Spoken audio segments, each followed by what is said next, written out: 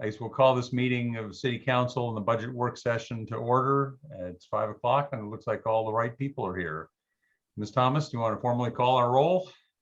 Sure. Councilor McGill? Present. Wait, present? Yep. Okay. Councilor Payne? Here. Councilor Pinkston? Here. Mayor Snook? Here. Vice Mayor Wade? Okay, so I guess turn this over to Mr. Rogers and welcome, Mr. Rogers. I guess this is your first official meeting, and go ahead and take it away and bring in whoever you want to bring in. Well, thank you, Mr. Mayor, members of council. Very pleased to be here tonight. Our discussion is the first discussion about the FY23 budget. As you know, the budget process begins in the fall, and our various officers assess the property, forecast the revenue that will come in, and at some point we come up with the number, and the budget staff works with the agencies to receive requests from them in terms of their needs for the year, and we come and present you with a package as a preview. So that's what we're doing tonight. Very pleased to say that it's somewhat of a good news story. There has been a tremendous boost in terms of the assessed value of property. And we will have Jeffrey Davis kind of give us an overview of that. Then we will have a presentation by Christy Hamill, who will walk us through the drivers for both revenue and expenditures and engage you in a discussion about where we come out and what's available and some of the choices that council will have. Is Jeffrey, can you talk to us about the assessments this year, the report that you just sent out? Sure, as long as I get unmuted here. Okay. Yeah. Thank you, and good afternoon, everyone. I'll provide a brief overview, as Mr. Rogers said. Reassessment notices were mailed last Friday, and maybe many of you have already received calls. I don't know, but we're starting to have some calls come in. The reassessment saw a larger than normal increase this year, and that was due mainly to the overall strength of the residential market. The commercial market is slowly returning after a negative last year. So I sent out a more detailed report last week, and but I'll just run through some of these numbers. Hopefully don't bore you too much with these, but it's just kind of a recap of the reassessment. In 2022, the residential market in Charlottesville increased 11.7%. And in 2021, that number was 4.2%. And in 2020, that was 3.8%. So based on the previous two markets, this is a pretty substantial increase for residential appraisals. The commercial market this year was increased 2.8%. As I said, it's slowly coming back from a negative last year of negative 0.2%. And the commercial market went up 10.5% in 2020. The 2020 market was based on 19, where we always look at what has taken place in the marketplace rather than what is taking place or what might take place. So we always work with data that's at this point it's older. So for 2022, we're working with 2021 sales information. New construction this year was up quite a lot due to the construction of 3 new office buildings. And so it was at 2.9%.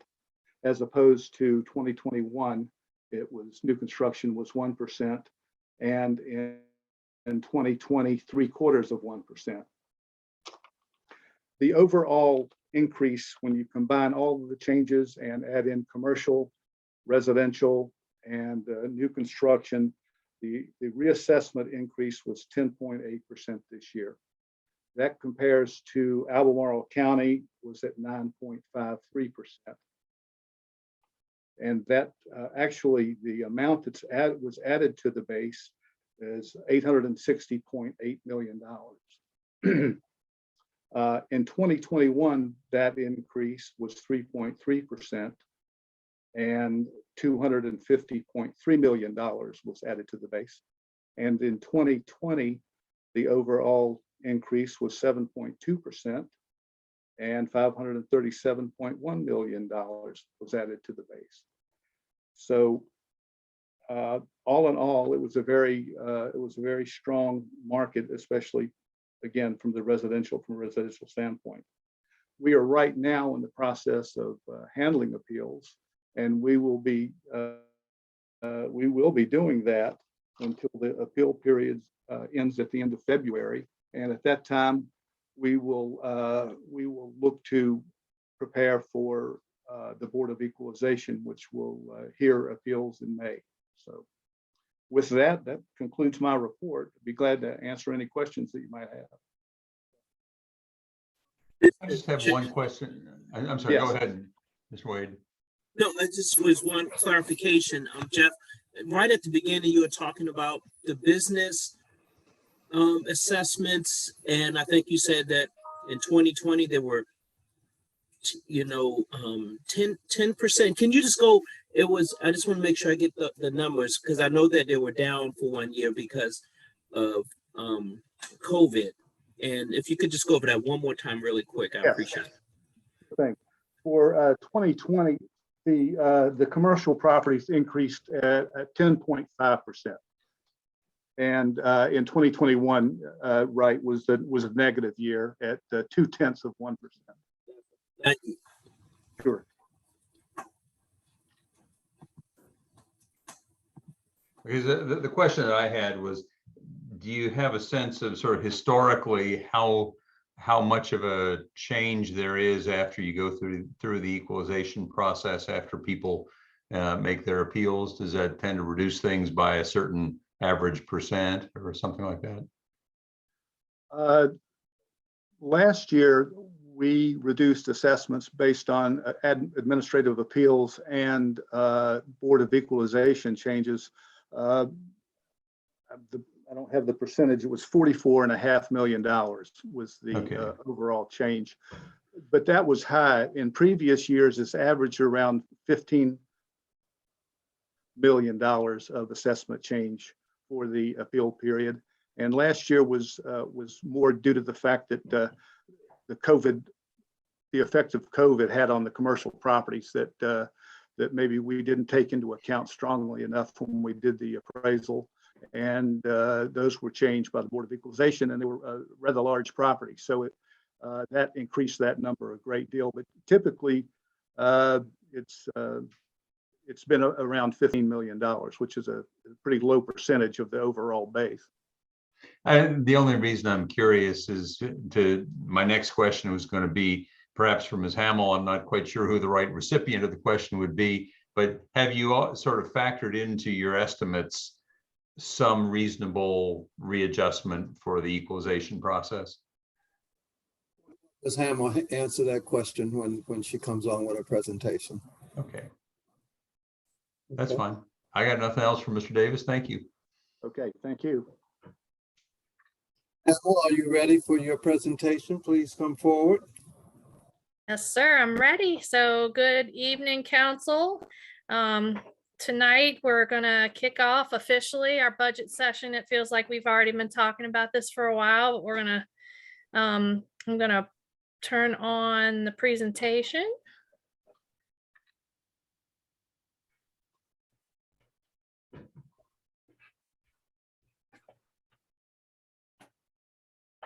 You all see that okay?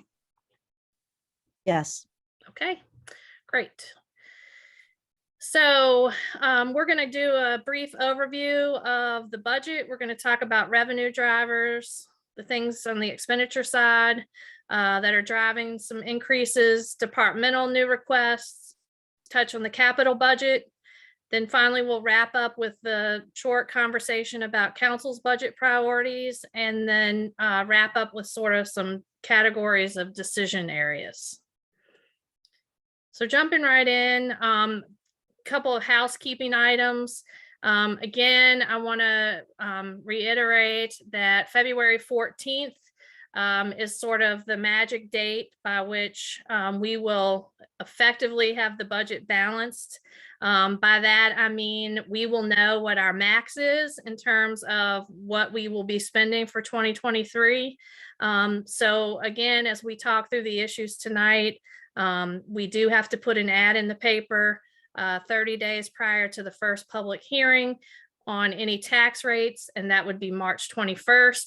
So to give us a little extra time, February 14th is the magic date to get all of that done to the paper and make sure we meet that 30-day window. March 7th will be when we will deliver to you the city manager's proposed budget. Again, the first tax hearing will be on March 21st. Second hearing will be on April 4th. And then finally, we will officially approve an adopted budget on April 12th. During this process, we have multiple work sessions scheduled to work through. Each work session will take on a different topic or subsection of the budget. The community will also have opportunities to weigh in on the budget in these work sessions, and they will be out throughout the month of March, and they're noted here. You can also find this calendar on the budget webpage.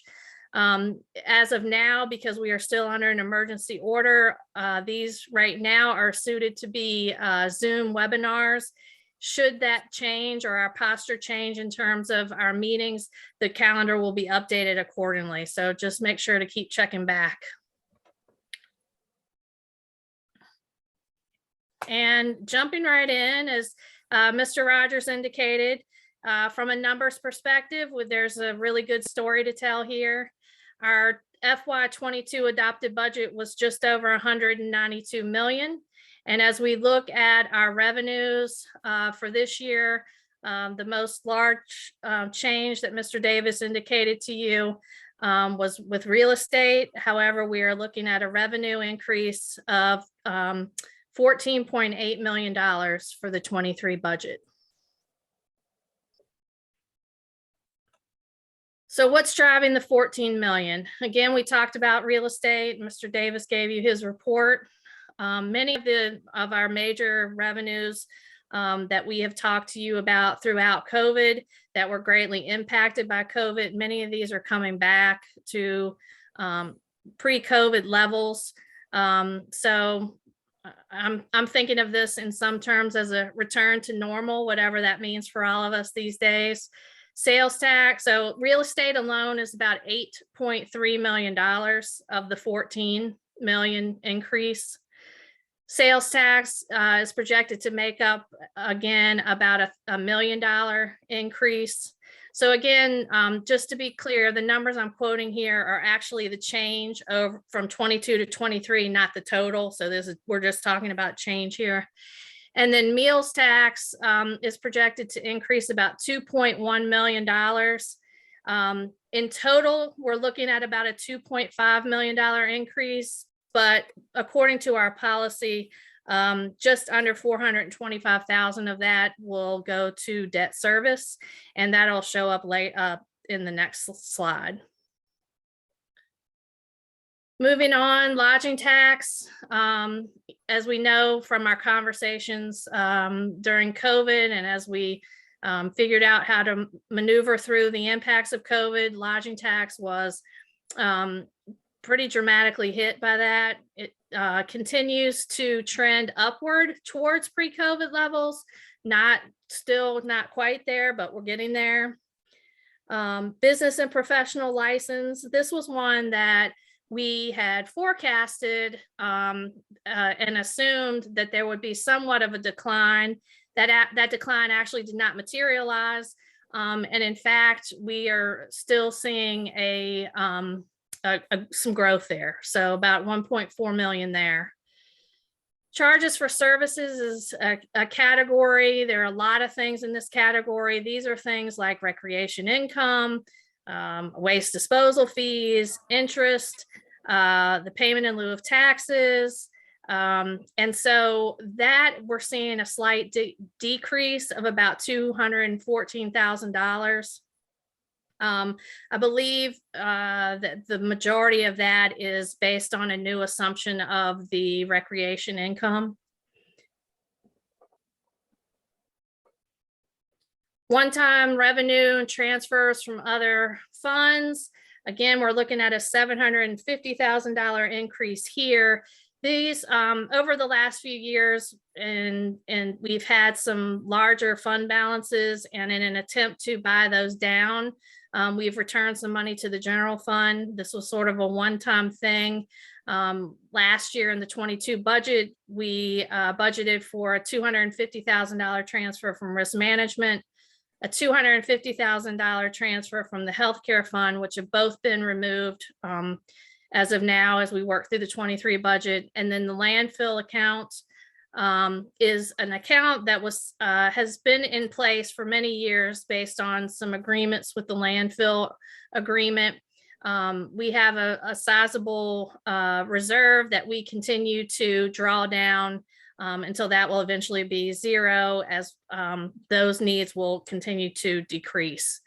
And then finally, the parking fund, the one that we talk about a lot, as we are looking to withdraw the parking revenues out of the general fund. We slowly continue to wean the general fund off those revenues and maintain those in the parking fund. And so we're looking to reduce that transfer by another $250,000 in 23. Councilor McGill, did you have a question?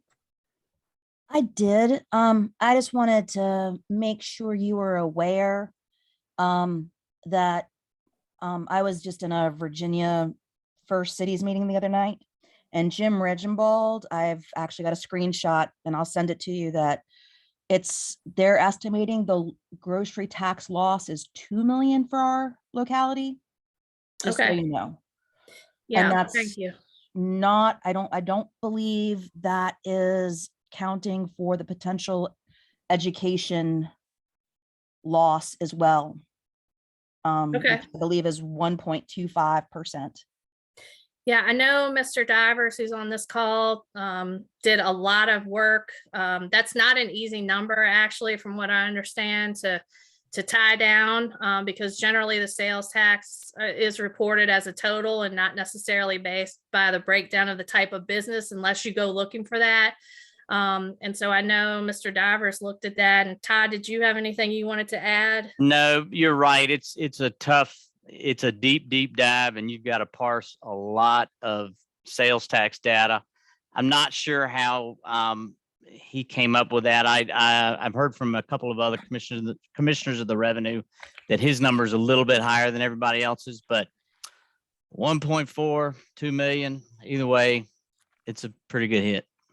Yeah, I just wanted to make sure. Yep. That's all. Yeah, thank you. Moving down to the city-county revenue sharing, that is an agreement with the city and the county, a contractual agreement. There is a slight increase there of 133,000 based on numbers we've received from the county. Miscellaneous revenue, interest, rent, and several other small items account for about a $23,000 increase. And then finally, the designated revenues, which again, the revenue sharing shows up there, as most of a big portion of those dollars actually go to the CIP for one-time expenses. Our 1 cent or equivalent of 1 cent of the meals tax is dedicated to debt services in that designated revenue section. And also the payments from the schools that we receive for the contractual services we provide to them for building maintenance and pupil transportation. There's roughly a $1.3 million increase in that area. So all of these changes total up to the 14,850. that we are projecting as the revenue change from 22 to 23. Any questions before we move on from revenues? So I'm assuming, I guess this should be obvious, but I just wanted to double check. This is level taxes, no change. That is correct. This is Yeah, assuming we that- have not looked, as staff, we have not made any assumptions about any kind of tax increase at this point. So this is based strictly off the increase in assessments as well as all the other drivers that you have here. Correct. Thank you. Counselor McGill, did you have another question or? No, I just forgotten to lower my hand. Okay. And sorry if I miss anybody. I can only see a few of you when I'm sharing my screen. So just let me know if you have any other questions, or otherwise I'll move on. So what are we going to do with all this money? Well, let me back up one second. I know that in various meetings as of late, I know some of you have asked, what is the equivalent of some of our larger taxes? These would be the taxes that would be within council's purview to look at increases. And this table here is an attempt to kind of frame that up for you. So last year at this time, when we were talking about, and as we've been talking about the school reconfiguration project, we had put a value on a penny on the real estate tax at about $8.45 and some change. That's now up to $9.27 and some change. The meals tax, roughly 1% of that is equivalent to about $2.5 million. Property tax for every, roughly 10-cent increase is a little bit hard to talk about a penny, but a 10-cent increase would roughly be equivalent to $233,000. And then on the lodging tax, roughly 1% would be equivalent to about $800,000. And keeping in mind that based on the school formula, any changes or increases to the real estate or property tax in terms of dollars, the city would retain 60% of that increase, and the other 40% of that increase would be part of the school formula. Chrissy, Mm-hmm. do you know where we stand compared to other localities of our size with some of these taxes? I need to update those tables. The ones that I have are a little bit outdated. On real estate tax, I think as of late, we've seen some comparisons. Depending on where you think, I mean, the tax rates are in any range anywhere from, 50 some cent in some counties up to $1.13, 14 in some cities. And so we can get you more specific information. In terms of meals and lodging, Todd and Jason may have some more information on this as well, but I think we're sort of in the top third throughout the state on those. And by being in the third, I think that at least for meals, if I recall correctly, like that's the top rate.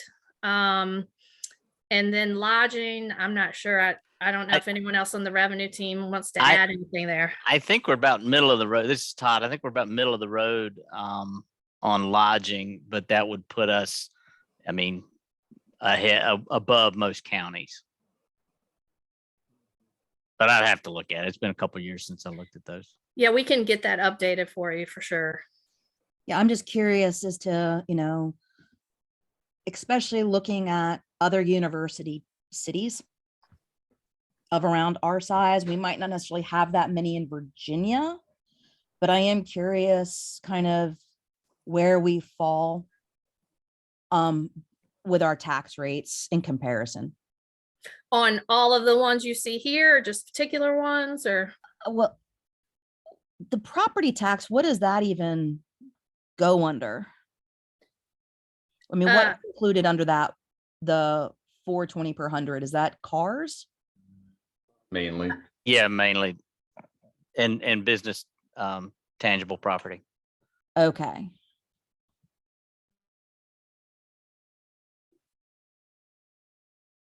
I have one question. The form, the sheet that we were given has another line on there for cigarette tax. Do we have the ability to change the cigarette tax? We don't, and that's actually why I took it off. So last Okay. week at the retreat, we did have the cigarette tax on the table on this chart. And because we don't have the ability to raise that anymore, I just took it off from here. That's fine, thanks. Mhm. I figured that was the answer. Yep. Always making last minute changes, so. Right.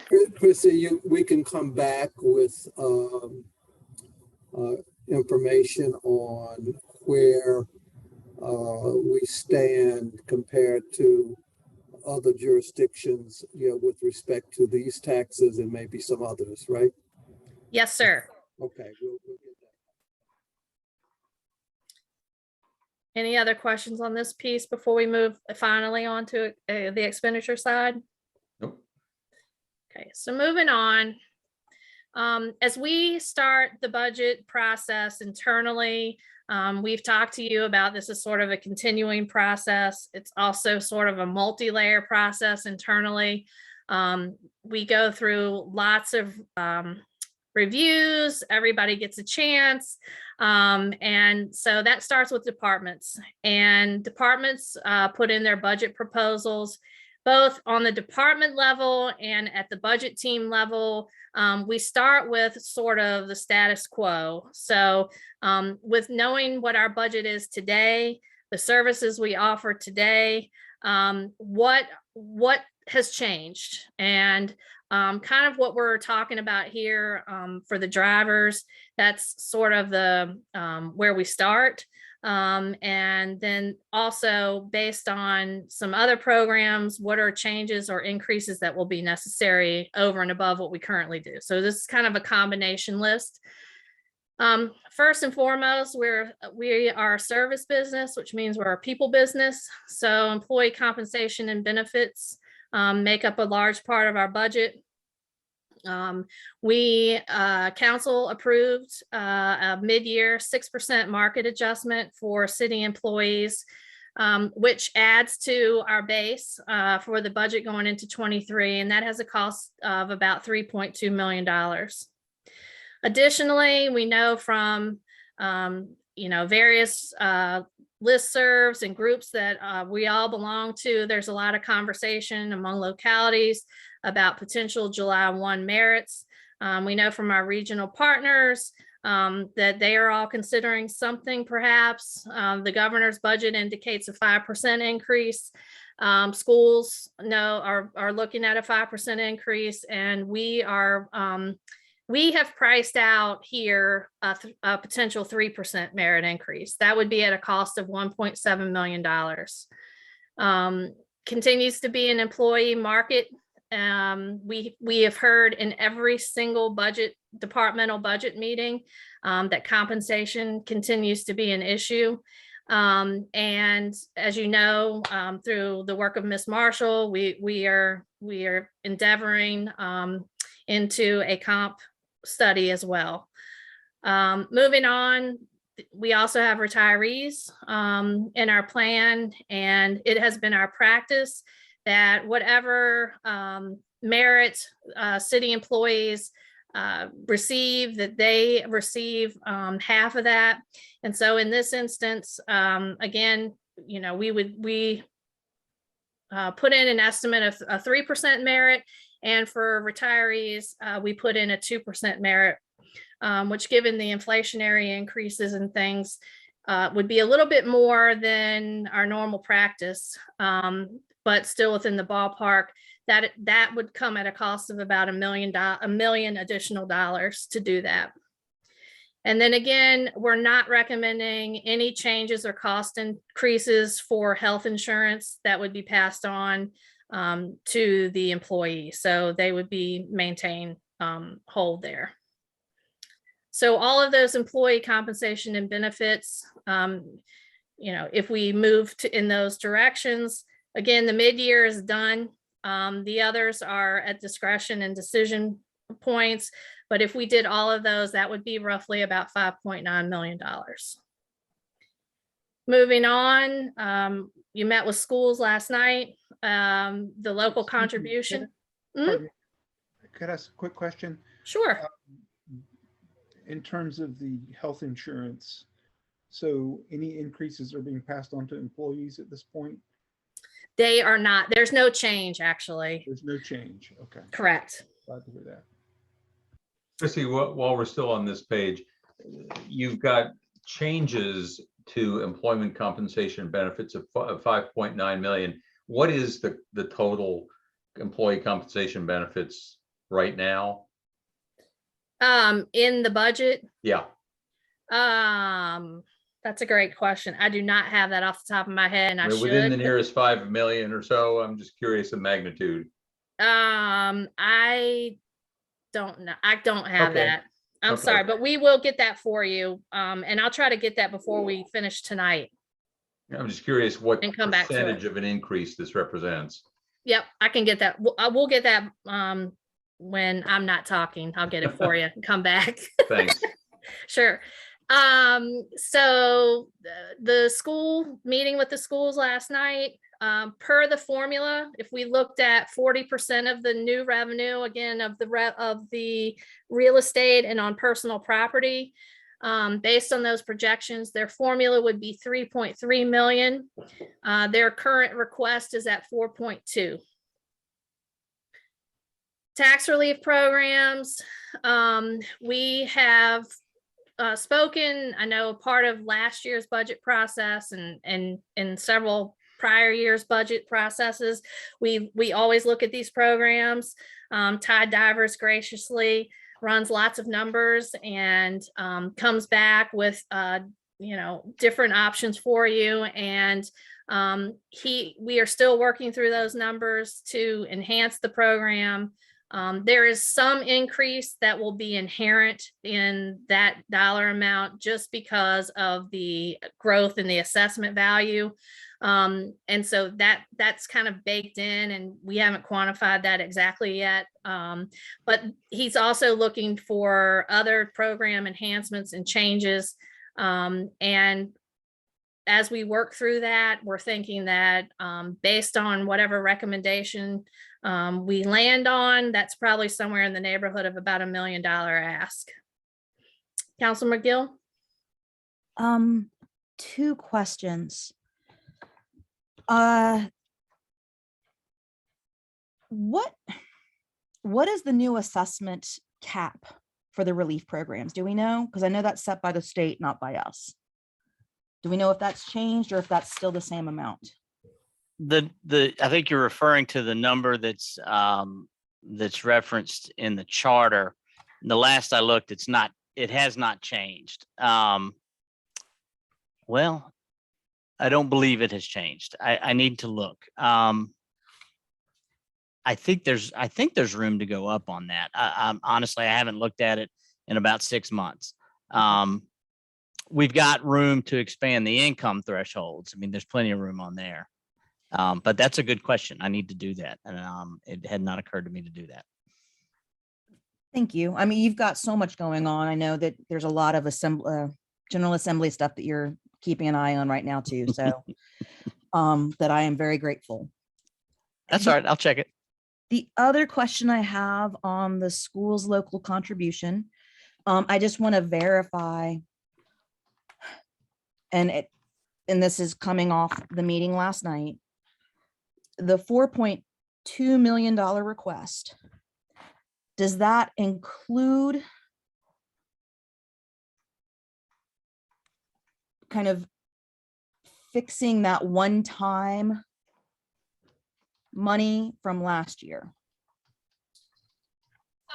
So I think from Kim's presentation last night, or Ms. Powell's presentation last night with the thermometer where it was red and it was really high. And then with this request, it comes down to, just below half. So this does address that problem. And this number, along with other cuts that they have made, we're getting closer and closer to where our bases match, and that one-time money reliance is coming down. I think in her presentation, she quoted some amount or talked about some amount that there may be that they're using for 23 and maybe a little bit more in 24, kind of, so we're not sort of taking the whole bite at one time. But they're definitely, you know, motivated to get rid of that one-time money. No, and I know, and they're working so hard on that. And this is not, I'm just kind of trying to keep track, because we have a number of these one-time things that are going to be coming due all at the same time. We Yeah. have the transit grant, the fire safer grant, and the school's contribution piece. And all of them are around the same amount of money. And so I'm trying to keep the long view on these one-time expenditures that we have to roll into our continuous budget. Yeah, I can't see his face, but I'm sure Chris Cullinan is smiling because you're speaking his language about this, using this one-time money for ongoing stuff. And you will hear us talk about that a lot. So thank you for keeping track of that. Any more questions on these three costs before we move on? The last thing, and I brought this up one other time, and I swear we voted on utilizing a one-time expenditure fund to merge the CHAP program and the rent relief program and the mortgage relief program, so that they could be on the same schedule, because it was going to, because one is 6 months off the other, it was going to cause this big increase. That was a one-time increase. Yeah, Thought we so approved that. You want me to so I take don't that? think there was an official vote, but it definitely Yeah. was the conversation. Yeah, it was and to that- combine real estate tax relief for elderly and disabled and CHAP, and it kind of got kicked down the road. I did And not so that realize is part of what we're considering in this $1 million is just those things. And so as Todd finishes up that work and the budget team works through that, we will come to you with a proposal. But this is just meant to be a placeholder, that there's some expectation that there will be a need to increase costs related to the tax relief program. So, as I was going to go back and just do a little bit more research, and I still plan to, but can you give me, and I'm sure there may be others in the public that may be listening as well, what is just Reader's Digest version of the tax relief program? What does it entail?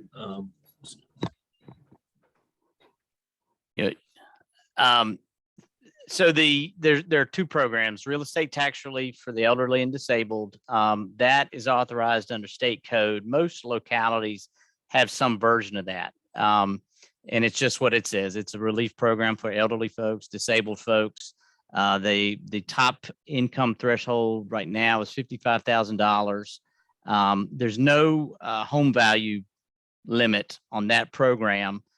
There is currently a net worth component. So we have to kind of pour through a bunch of paperwork to see, people's net worth. The other program is the Charlottesville Housing Affordability Program. Anyone can apply for that. There's no net worth component for that. And it has the same income limitation of $55,000 per household. That's it in a nutshell. Okay, Todd. So is this the program that if there's a resident, they've been living in a house for 40 years and they have limited or, a fixed income, but the house value may have gone up because of the neighborhood that they're in, and they can't afford to pay the bill that they just received? Is this where they would then ask for tax relief through this program? Yes, sir. We see a lot of folks on fixed incomes, elderly folks who are in that boat, and it helps them out quite a bit.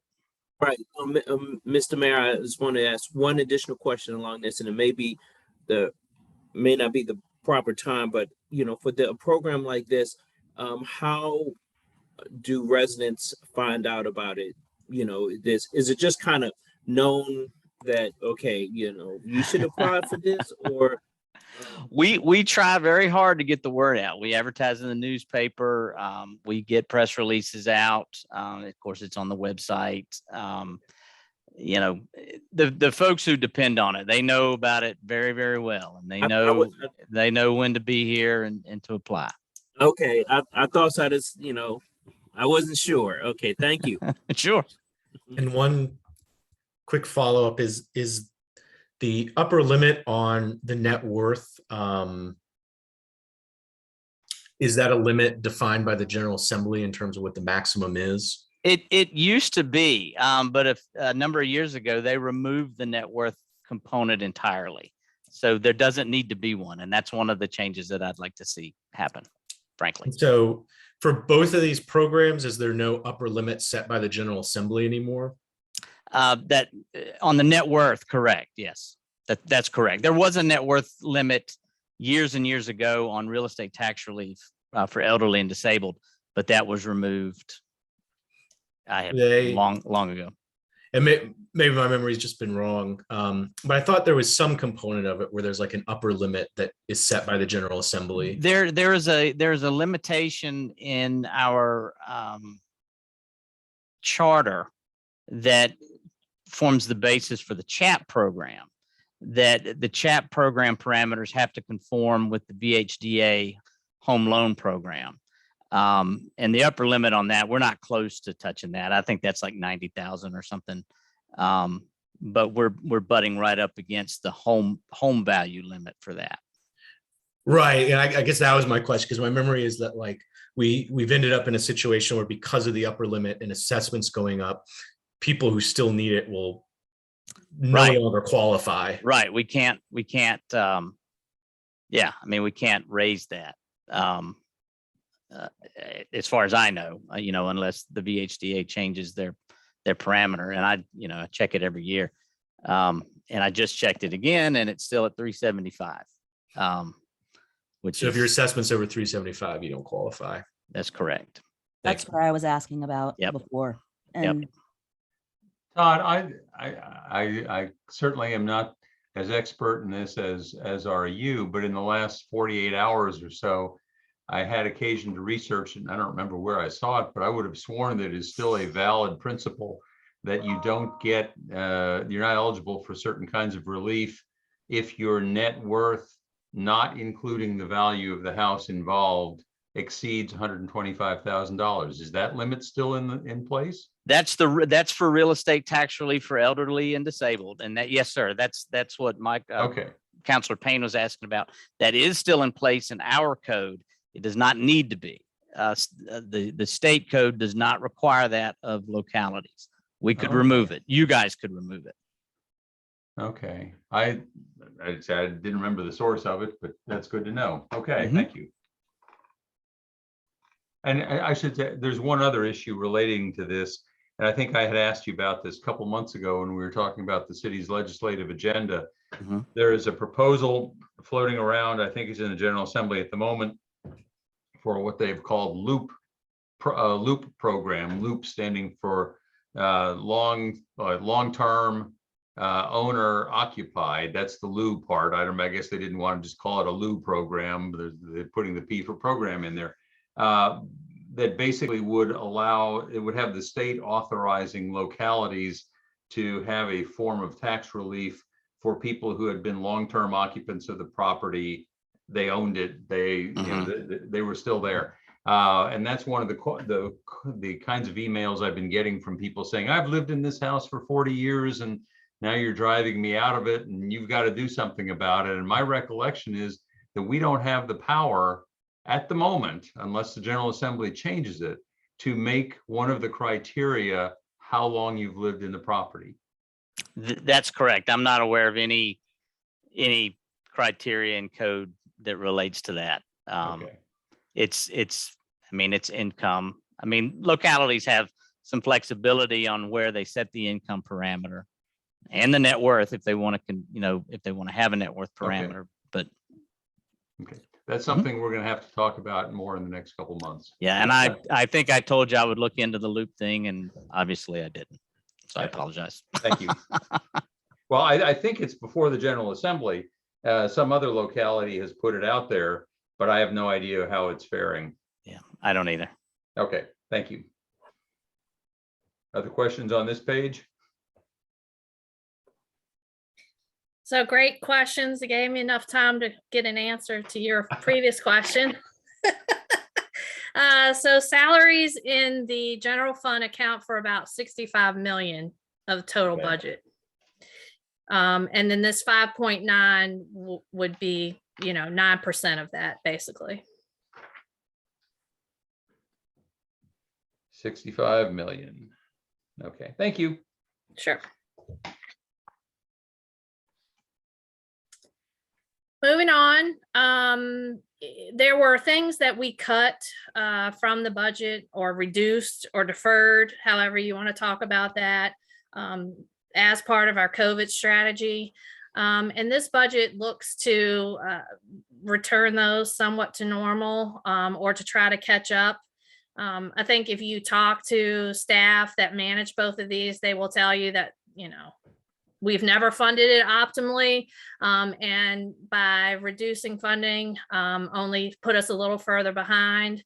And so the dollars here look to return those to our sort of pre-level funding levels. I'm sorry, pre-COVID funding levels, and a little bit more with on the equipment replacement side. Again, this is a request. We're still weighing our options here, but that is one thing that we would consider as a driver. Next, moving on, Ms. Councilor McGill. Sorry, Chrissy. That's okay. You don't have to raise your hand. You can just speak if you want, because I'm afraid I'm going to miss somebody. So If you do miss me, I'll speak up. okay. I like to give you a chance though to find your rhythm. Just a question about contractual agencies. Mhm. What kind of assessment do those go under every year? Yeah, so contractual agencies are sort of by definition, those types of agencies by where we are a regional participant. And there's usually some type of MOU or agreement, or we have staff that sit as part of those boards. And so it's things like the jails, SPCA, ECC, and those we actually do still can work with the county very closely on those. The two budget teams meet, we review the applications separately, come up with our own questions. Then we work with each other on those questions. Many times we're reaching back out to the agencies as a collective voice. And we try to work together in our responses and what we decide to put in the budgets. So some we don't have a lot of choice. There are some agencies that we do review and make some determination that way, but it is not a competitive process like what you're used to with the Vibrant Community Funds. And I'm just, I guess, coming at this of trying to figure out why some of our partnerships are Vibrant Community Funds and some of them are contractual. I'm just trying to, again, 2 years into this, I'm still not understanding sometimes why some things have landed in the contractual area and some things have landed in the competitive area. Yeah, and if you want to, we can look at those individually. I would say by and large that what's in the Vibrant Community pool are not ones where we necessarily have partnerships. Certainly they're our partner, but they're not sort of contractual type of partnerships. But we can definitely look at that in a little more detail, either with the agency work session, or if you have some specifics you want us to, provide some explanation, we'd be happy to do that as well. Well, I just also wanted to make sure our contractual agencies, that there is a metric that we are, once they're a contractual agency, that there is something in place that is making sure that, just like we ask for metrics with the Vibrant Community Grant, that we're also asking for metrics that this contractual partnership. Great question. And to answer part of that, The contractual agencies, almost all of them, there are a few exceptions, but almost all of them fill out the exact same application as do the vibrant community agencies. And so there are questions about their budget, there are questions about their metrics and their performance of those metrics. And we do look at those types of things when we review their application. Thank you. So Human Services City Match, Human Services has been one area where has been particularly involved in a lot of our COVID responses. Most of those programs are funded either through federal, state dollars, fee for services, and then there's some portion that is a city match. Over the last few years, we have been, because they always have fared well with their fees for service and other things, they've had a fund balance. And so in some prior budgets under the sort of one-time fund transfer, you would have seen some transfers back from Human Services, which was basically a way to lower the budget as the city match portion and sort of draw down some of their fund balance. COVID has somewhat exposed that methodology in that their fee for services, just because of COVID, those services didn't materialize at their normal levels. And then because of COVID, they also were forced to have to provide other services that maybe were not as well funded. And so there is sort of a big number here that we need to move back to sort of equalize all of this and get back on to what a normal or a more steady trend would be in terms of funding human services. Contractual agencies, we touched on that already. They're the largest driver of this number here is basically the ECC, the juvenile jail, and there's a small increase or a smaller increase for the regional jail. For both jails, that's basically reflective of our bed days. And so that's basically what's driving the increase there. Most all of the other contractual agencies are fairly flat. And then finally, per our policy, we will have an additional $430,000 transfer to the debt service fund. That is reflective of the return to normal status, if you will, of our meals tax collections.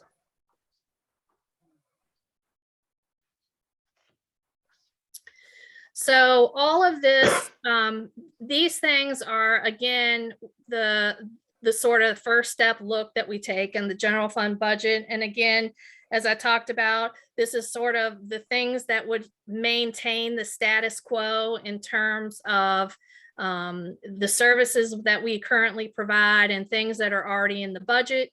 There are some enhancements to some of these line items we've talked about in terms of the tax relief and you know, increases to the school ask and meals tax. But basically these are not new things. It's just drivers of things that are causing those costs to increase. All of those things are before we get to the departmental new request.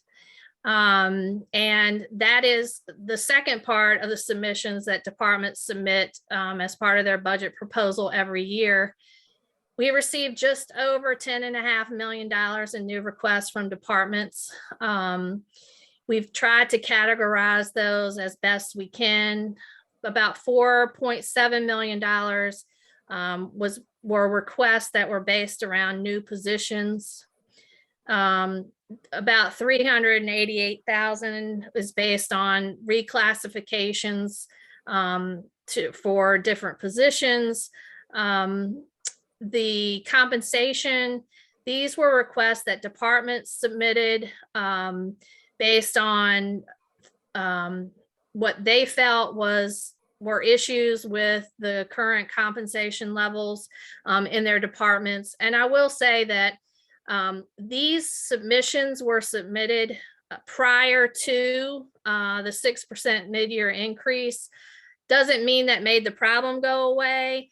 It could mean that that number may be lower than what's shown here. But I want to clarify that there still are, compensation issues, which, as we've talked about, we're addressing in other ways. And then roughly about $2.5 million were operational type increases. So all of that brings us to 10.6. As the budget team is going through those, we'll be making some recommendations. This number varies every year. It's typically a very high number. It just depends, again, typically, what are the priorities? What are we accomplishing? And we'll be looking at these requests to figure out what's in or what would be part of our recommendation. So, Chrissy, right now, if you go to the city's job opening page, there's several pages of it. And I know we talked about some of them are temps, but I assume right now there are funds allocated for those positions just in case everyone would fill those positions tomorrow. But in this current economy, like you said, that it's employees market right now. So I'm just trying to figure out, is that money just in a fund until just in case? And if we allocate funds for all these new positions, I'm trying to figure out if we approve these, how would we know that we could hire those within the next year and things like that? So yeah, great question. So the way this works is departments are allocated a number of positions as part of their budget proposal.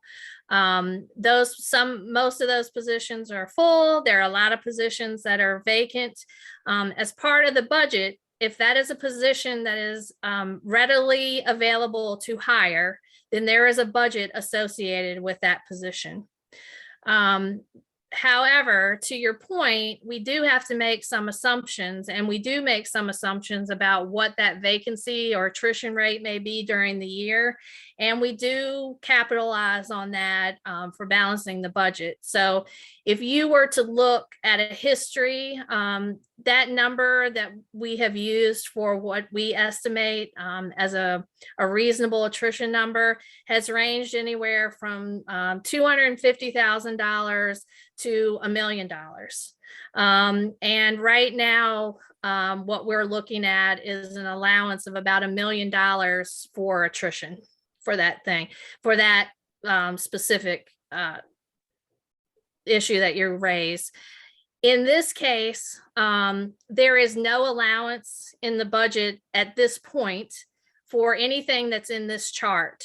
So if you were to approve any of the new positions, they would be an add, and they would start coming off that $14 million number that we talked about on the first slide. Does that answer your question? Okay. Ms. Hamel, a question for you, please. So these requests, I mean, this is me just wanting to understand more of the process behind the scene. Are these vetted through the deputy city managers, or I mean, how does this budget, composing the budget work? I mean, I'm assuming that if I were to dive into this, sort of click into it, as it were, I would see specific positions for specific departments that are going for some new initiative, or perhaps a job that's being a person who's working 50% more than they're really supposed to because they're just trying to get something done for the city, and we're trying to actually backfill with the appropriate number of people. But I'm sure I'm missing something here, but if I look at 4.8 plus 0.4 plus 3, that's close to $8 million in just compensation, it sounds like, or paying for people, which is greater than 10% of our current staff budget, according to what I heard a minute ago, 65 million. So I'm just trying to get a sense for what drives that process. So this process starts at the department level. They submit their budget proposal. Again, it's sort of the status quo. And that does not mean they just take the amount that they had budgeted in the prior year and that's what they ask for. They do have to document what they're using that money for. So if you have a line in your budget for contractual services and it was 50,000 last year, and if you ask for 60,000 this year, you still need to itemize the contracts that are making up the 60,000. But by status quo, what I mean is, what is your budget that is based on what you do now, the services you provide now, the level at which you're funding right now? Are there any additional or changes that you need to make for 23? So that's the first thing they do. That's all in that first set of slides that we talked about in the expenditure driver. That is representative of that process. The second thing that departments do when they submit their budget is if they have new requests. So they have a new initiative, they would like another staff member to carry out that initiative. They have one person that's doing the job of 3, and it would be better if we could split that out. And so we'd like another position to do, that part of that job. That is a new request that gets submitted with a summary, and it goes in to our budget system, and that is reflective of the numbers you're seeing here. That information is then summarized. It's brought to the budget team where we can review those. We also go through a series of departmental meetings where the department heads and the staff that they bring with them actually present their budget, and they present their case for their new request to the budget team, which includes the deputy city manager. Typically, the city manager this is the opportunity when the departments are able to sell their budget and their request. And then all of that information gets taken in, and we use that to figure out what gets moved forward at the discretion of management as part of the proposed budget. And then that's how that we form the budget. So these are, new requests that and are not part of the numbers or the drivers that we were speaking of earlier. So, if we had 14 million new dollars and we did nothing but the new requests, 10.5 or 10.6 million of that would be gone with just new stuff that's been requested. Yeah, I guess for me, I'm having to rely on the professionalism, which I know I can, of your team and the deputy city managers and Mr. Rogers as well at some point. And this is his first week, to somehow give a sense of explaining what this is for, because just looking at it sort of on the macro, we're talking about a 10%, 15%, say 10 to 12% increase. Basically saying that if we look at it in terms of staff compensation, that's a pretty big increase, I would say, for what we're wanting our organization to do. So maybe that is what we need. Maybe that's exactly what we do want our organization to be able to. I guess what I'm trying to get at is I'm trying to get a sense of the organization's capacity to get work done as that's indicated through these numbers. What I'm seeing here is some serious appetite for change, for growth, for getting things done, responding to the community, which is great. but it is a significant amount. So that's all. It is. And, I think there's a little bit of all of what you just said in here. There's also a little bit of, hey, if you don't ask, you never get it either. And so that's part of what gets parsed through, and we will provide you with a list of all these requests so that, we can provide you any detail that you need, but at least initially we will be providing you a list of an itemization with a hopefully enough of a description so you get an idea of what it's for. So it won't be left, this is just meant to give you some perspective of all the pieces that we are juggling through as we come to a figure for the proposed budget. Got it. Thank you very much. Sorry, So, yeah. just my internet just went out, so I missed like the past 2 or 3 minutes. So this may have already just been covered. But is there any way for us to look at how many of these are deferred requests that have been like waiting for several years? We could probably parse through some of that.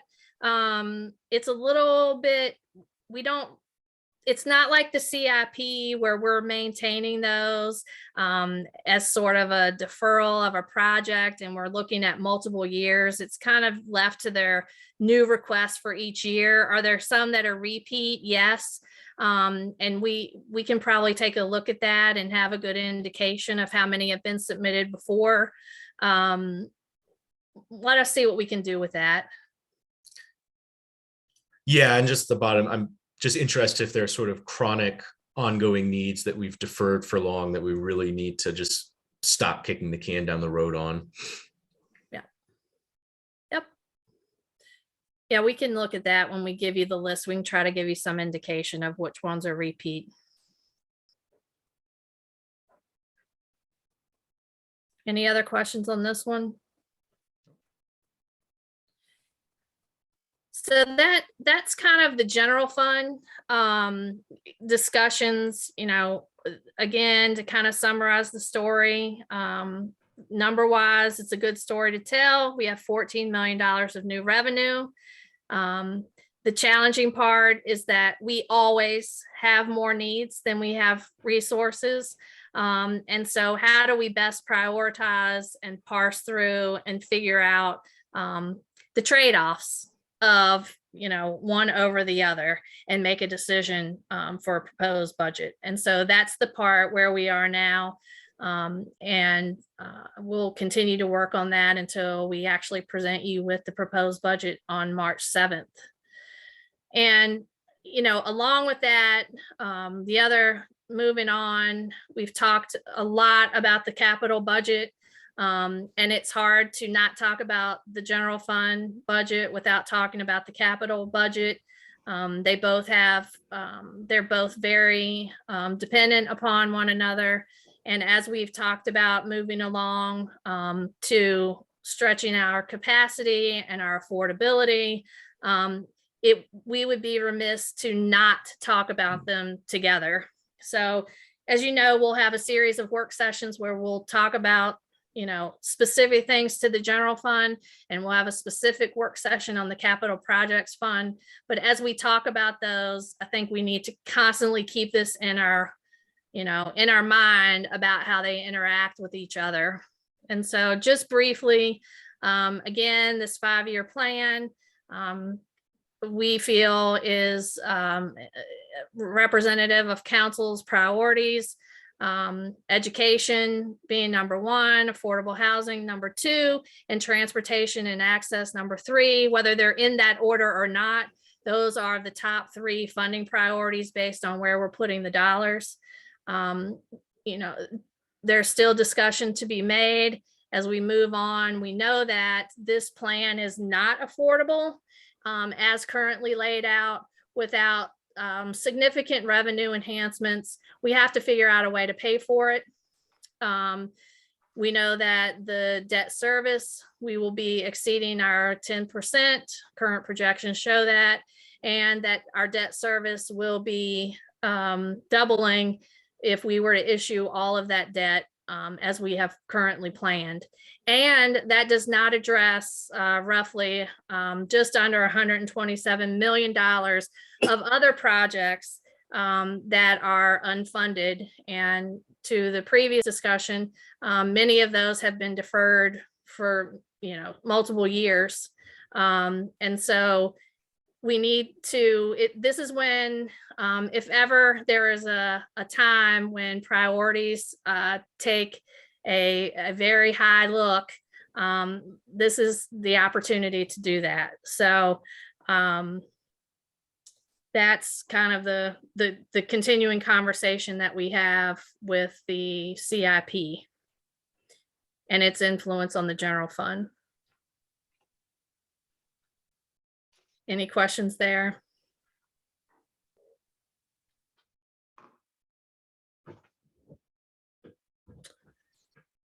So I'm going to move on, and I'm going to turn this over to Mr. Rogers and our deputy city managers, and they'll walk you through the rest. Christy, when are we going to talk about a possible tax increase? I think that's moving on to the next part. All right, then. So thank you, Chrissy. So we've walked council through the state of the budget at this point. And as she clearly pointed out, there's a good news story here in terms of the availability of more revenue due to assessments than we've had before. And that's good news. The other side of that is that there are some decisions that have already been made that impact how that new revenue can be used. And some of it, decisions have already been made. Some of it is that we are recommending, based on prior discussion, that certain investments continue to be made in employees and in retirees. Also, we have, with respect to the school requests, their request is beyond the normal formula that they receive, and we put that in the budget. So that's a decision point for the council. So at the end of the day, when we look at all of the availability of revenue and all of the things that we have listed that are up for funding, there's not a lot of money that's left if it goes that way. Chrissy, remind me, how much did we leave on the table at the end? I think we were right around about $500,000. Yeah. And so in order to increase the availability of funds for council to further allocate,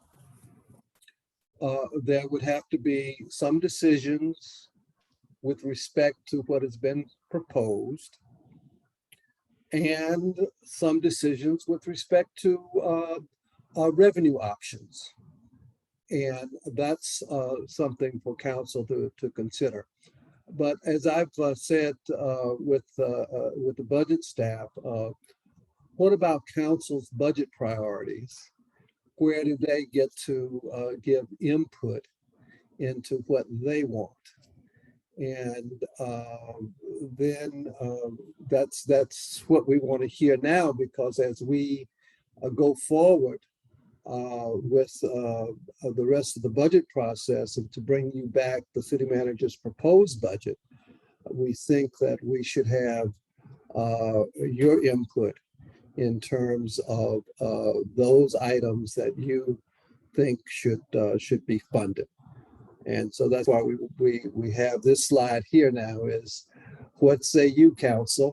Can we discuss your priorities and discuss the options that you have?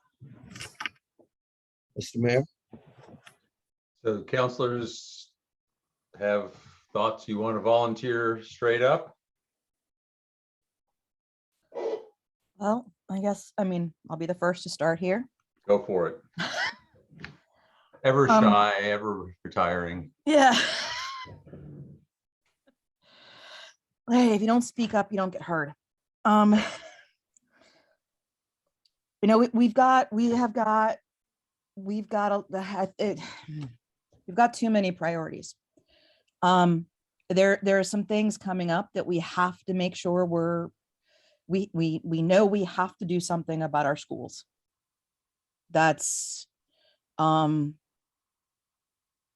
mean, I will tell you as a parent of a child at Buford, and talking to my child today about, you know, how he feels going to Buford. It's, you know, it's serious. Now, I know we're also still trying to figure out reconfiguration from renovation, from all of these parts and pieces. But I know we do need to sink a lot of money into our schools to bring them up to a place that the buildings are environments that are conducive to learning and good mental health. Second competing priority is, I know currently the jail board is looking at putting in its proposal and about taking on $50 million worth of debt to renovate the jail. The jail is as old as our schools are. And people did not put as much into them. So that's going to affect our bottom line in a couple of years. And we need to make sure that if we are putting people in jail, that it's a humane jail.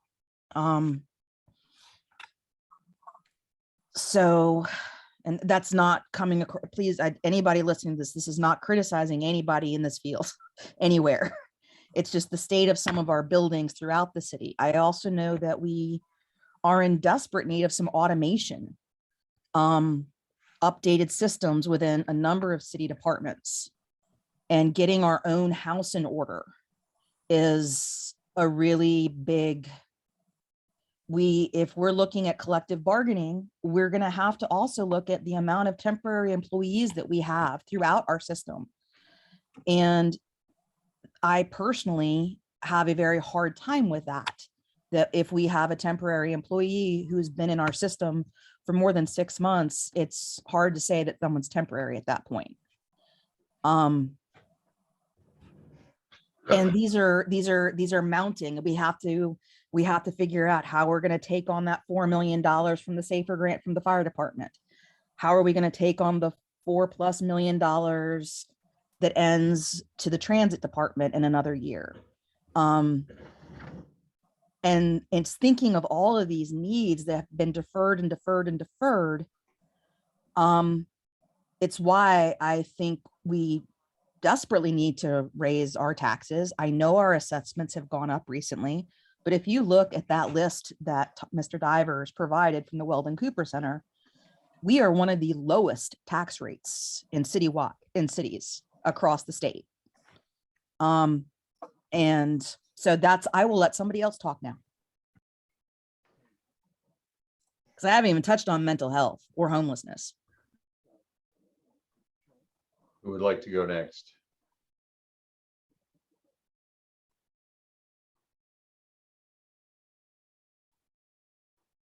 Anybody? Suppose I can go.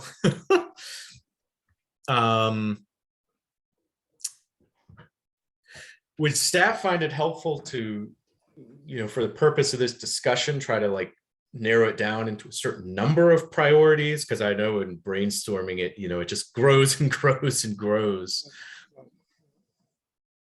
That would be helpful. That would be helpful. And also considering the realities that we've pointed out in terms of the current, not only the current revenue, but the challenges in the CIP budget, and the fact that you've got $146 million that has projects that hasn't been funded. And we also have to look at the impact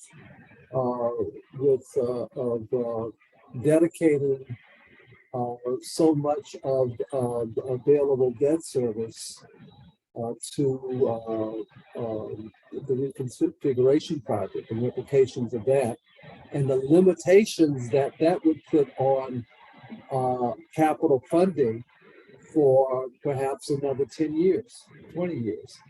So all these are tough problems that we have to discuss and figure out how we work through together. But that would be helpful. Sure.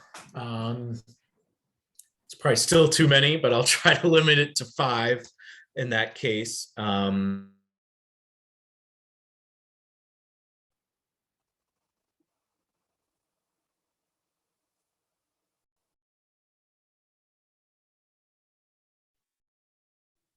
Michael, are you frozen? Can you hear us? We don't see any movement from you. I think he may have froze. I think he's He may frozen. be logging back in. He's been having some internet difficulty. Yeah. I just texted him to let him know he froze. I'll go ahead and chime in and. Okay, why don't you go ahead and we'll, when Michael, when you're done, we'll go back to Michael if he's working then. Yes, and I mean, I've expressed this, you know, when we have met too on twos and publicly and individually, that I believe that we need to support the schools. And that's just not because I, you know, just fresh out of a month out of being on the school board. It's because being on the other side, we've heard this conversation, the school has heard this conversation, that there's been so many other priorities that have taken precedence.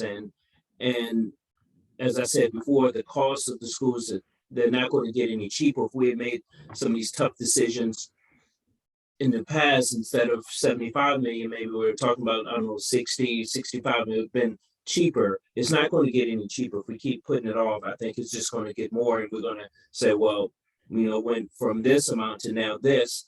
And I just think that it's going to be difficult. We're just going to have to make some tough decisions. And I think that for me, the number one priority should be addressing schools, and we need to just get really aggressive, creative in finding different funding ways. We need to work with the architects and the school board to say, okay, well, maybe we can get a grant to do, you know, some of the windows, a grant maybe to do, you know, that will help knock off some of the money. I know it's not going to find a grant for $75 million, but we just need to find every means possible, you know, to address it. But I think that, you know, because schools don't have the ability to tax, then it falls on our shoulder as a city council. And I can tell you that, you know, that this last year and a half that we have been out really actively talking with people, this is something that they're, you know, a large portion of the citizens are very passionate about. So that's where I am, you know, and I know we can come up with number 5 or 10, but of priorities, but I believe that, you know, the schools is what I understand is big enough that it's going to consume a lot of the debt service. We just, you know, and I know there may be some things that we absolutely have to do because it's life and limb type of things, then we need to take care of that. But otherwise, my support will be to the schools. And that's, you know, that's what I have to say about that.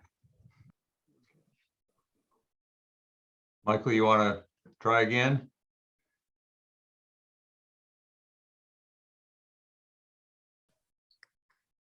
Can you hear me? Yes, we can hear you now. Okay, my internet keeps going out, so I'm just calling in from my phone. Okay. But yeah, I would, you know, I'll try to limit it to 5.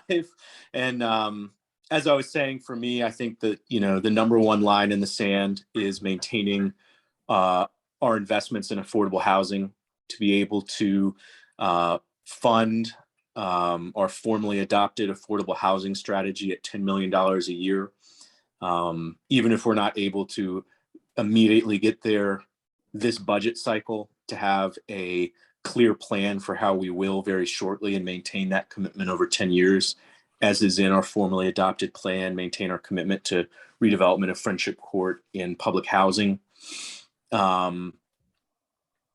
Second one that comes to mind is investment in our public transportation, particularly because I know we have a significant amount of federal money on the table if we can have a local match. And I would see that as part of funding and implementing our climate action plan as well. A third would be investments in reducing our achievement gap within our schools. The fourth would be ensuring we have adequate money to invest in our operations, because I do see we have a lot of deferred operations that politically are maybe the easiest to cut, which has gotten into a position where we're often perhaps not going to be able to implement our policy goals until we focus on getting our staffing needs right. And in particular, this budget cycle, I think putting aside money for the positions necessary to make collective bargaining happen as part of those operational needs. And then the last one would be ensuring we have enough money to make the investments in the reforms for policing that were called for in the 2 task force that did work on the Marcus alert system and other reforms. We're going to legally be required, unless it's repealed, to have a Marcus alert system. And I think, we need to set aside enough money to make those happen. And even just those 5 is plenty and takes up, an incredible amount. But those are top ones that come to mind for me. Mr. Ryan? Mayor? Yeah. Fire away. Yeah, so part of what I'm struggling with is the fact that I'm new to all this, and there's a lot of, without knowing some of the trade-offs that would be involved with the existing operations and with the existing plans that you all are executing against every day, it's difficult to say sort of in a vacuum, but I'm going to try to do that in a vacuum. I'm with Juan, with Vice Mayor Wade in terms of the schools. I know that we're not all on the same page with that on council in terms of seeing the merit in it.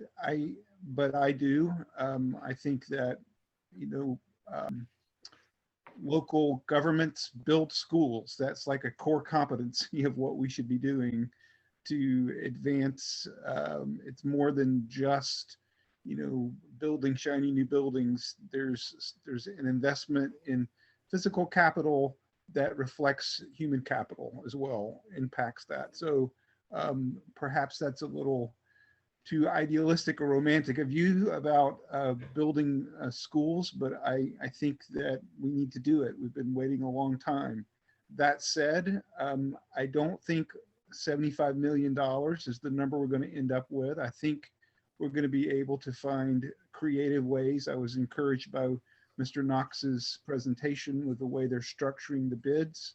I would ask the public and the school board and everyone else to let's work together. If we can get a program and a facility that meets 85 or 90% of what's being asked and yet costs $10 million less, let's not just spend 75 just because that's a number.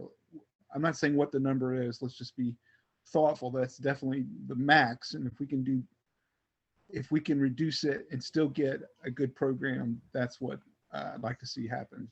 I'm with Juan. I think that there are other creative ways to help with the schools. I was encouraged that the school board brought up the notion of basically infusing some of their ARP money, I guess, to help with this investment. So I think there are ways we can get there. So that's for me, number one. A close second is the affordable housing plan that was formally adopted March last year, which calls for $10 million a year. I realize that's a significant lift, but I think that that's the other piece of equity. And then the third thing would be the operational pieces that Councilor Payne just mentioned in terms of And I guess that's what's embedded in the $10 million slide that we just saw in terms of new people, new staff to get things done. I will have to take y'all's word for it that that all correlates without me, hopefully at some point I'll see, well, the dots are connected, but if we don't have the people we need to do the work, then we can't do the work. That said, I would very interested in what Mr. Rogers and what the deputy city managers can do in terms of making the organization as efficient as possible. And I look forward to hearing those sorts of suggestions. So that's where I stand at this moment. So I guess I'm left, come in last. Let me just ask a couple of questions that I'm not quite sure I know the answer on. We have a capital contingency fund that I assume has some money in it. How do we decide when, A, how much money we want to have in it, B, when we're going to take money out of it to put it into something? Or is that simply a sort of a, I don't know, explain it to me. Yeah, so there is a capital contingency account. And in fact, Mr. Cullinan came to you a month or so ago with the year-end results of FY21. And you'll remember we deferred all our cash contribution to the CIP to create a COVID reserve that we ended up not needing. Right. And so part of that action was that we returned $6.7 million in that one action to the CIP contingency, which remains unallocated. So part of that is completely at council's discretion and has to be approved by council before any of those dollars can be spent. It can be done at any time. It could also be something that we do. We've included that as part of a CIP budget in the past as sort of a revenue line at the top. That would be another way to buy down some debt because that is cash. And so you can use that to allocate how you want and when you want, either part of this budget process or as a separate action. So what is in that account right now? How much? I think I'll get you that exact number, but if I recall correctly, this is off the top of my head. I think there was just over 2 million before the 6.7. So I think you're probably in the $8 to $9 million range. So Okay. could that be used then at a later, if we didn't touch it? Could that be used if we are looking at like this massive debt purchase at some point to offset some of that so that we could potentially like sell the bonds to stagger the bond sales so that we wouldn't hit the debt capacity as quickly or for as long? So a couple of things you could do. Typically the way you would best monopolize those dollars is you would use those dollars either instead of debt, or you would move them out of the contingency to the debt service fund to save up money to buy down the debt payments. You could do one or either of those. It really wouldn't have anything to do with the timing or staggering the debt because we're going to do that for you based on when the expenses are going to happen. And their tax law and their reasons why we have to time the debt the way we do. But it certainly helps your cause. And if that was something you wanted to dedicate to the school reconfiguration project, that is one of many options that we can get to as we talk about ways to finance that project. I think, from a staff perspective, getting to the answer of one, are you doing the project? And two, how much are you allocating to the project? Then we have the pieces we need and we can go to work and bring to you a lot of alternatives to how best to get there. And that's certainly one option. So one of the questions that occurs to me when folks have been talking about having a tax increase, and the impression I get from what you're describing from tonight's presentation is that if we did not have a tax increase, we would have enough revenues to do sort of the maintain where we are and to deal with the other expenditure drivers. Is that correct? That is correct. That's also to say that if you dealt with what we listed on the expenditure drivers and that's it, we could balance the budget. Right. And we talked about $500,000 for your sort of priorities. The other thing is, of the new request list, you could look at that and again, you decide your trade-offs. And so you still could add something from the new request list without doing a tax increase, but you got to figure out what on the driver list you're not funding or what are you currently funding that you're willing to reduce. So Right. that's kind of the trade-off decision, but yes. Okay.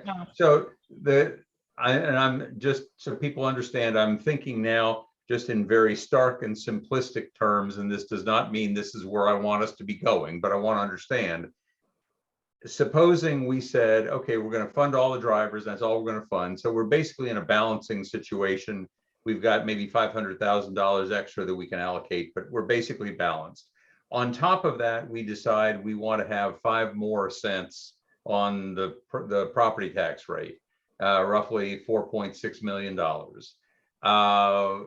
Would it be an option, or would it be, it may be an option, but it's stupid to say we're going to put that money into the capital contingency fund and begin to save up for the next fiscal year when we know we're going to have to put $75 million into a school?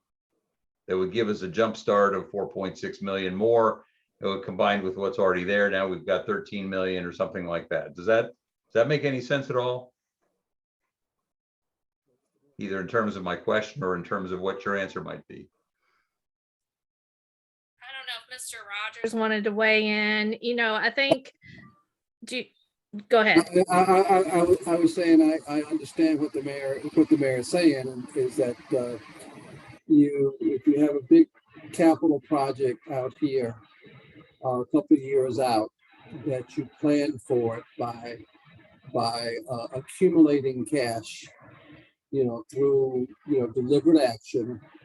The tax increase is one way to do it, and you put it toward that project at some point in the future. That's one way to go at it, but it takes you longer, right? Chrissy, what do you think that does in terms of hitting that capital cap on debt limit? I think it certainly helps. This is a question we've been sort of tossing around with our financial advisor.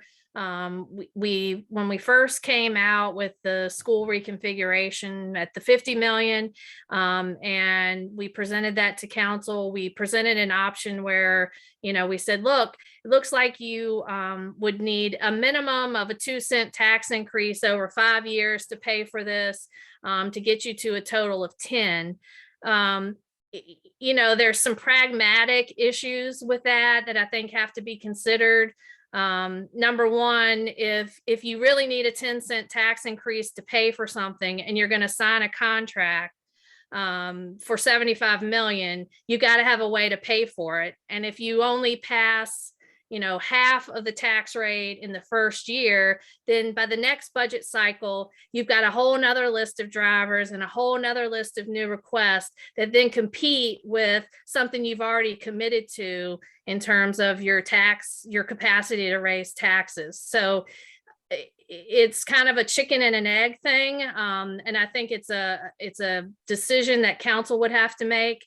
There's also some issue about, raising taxes for the sake of generating a savings plan.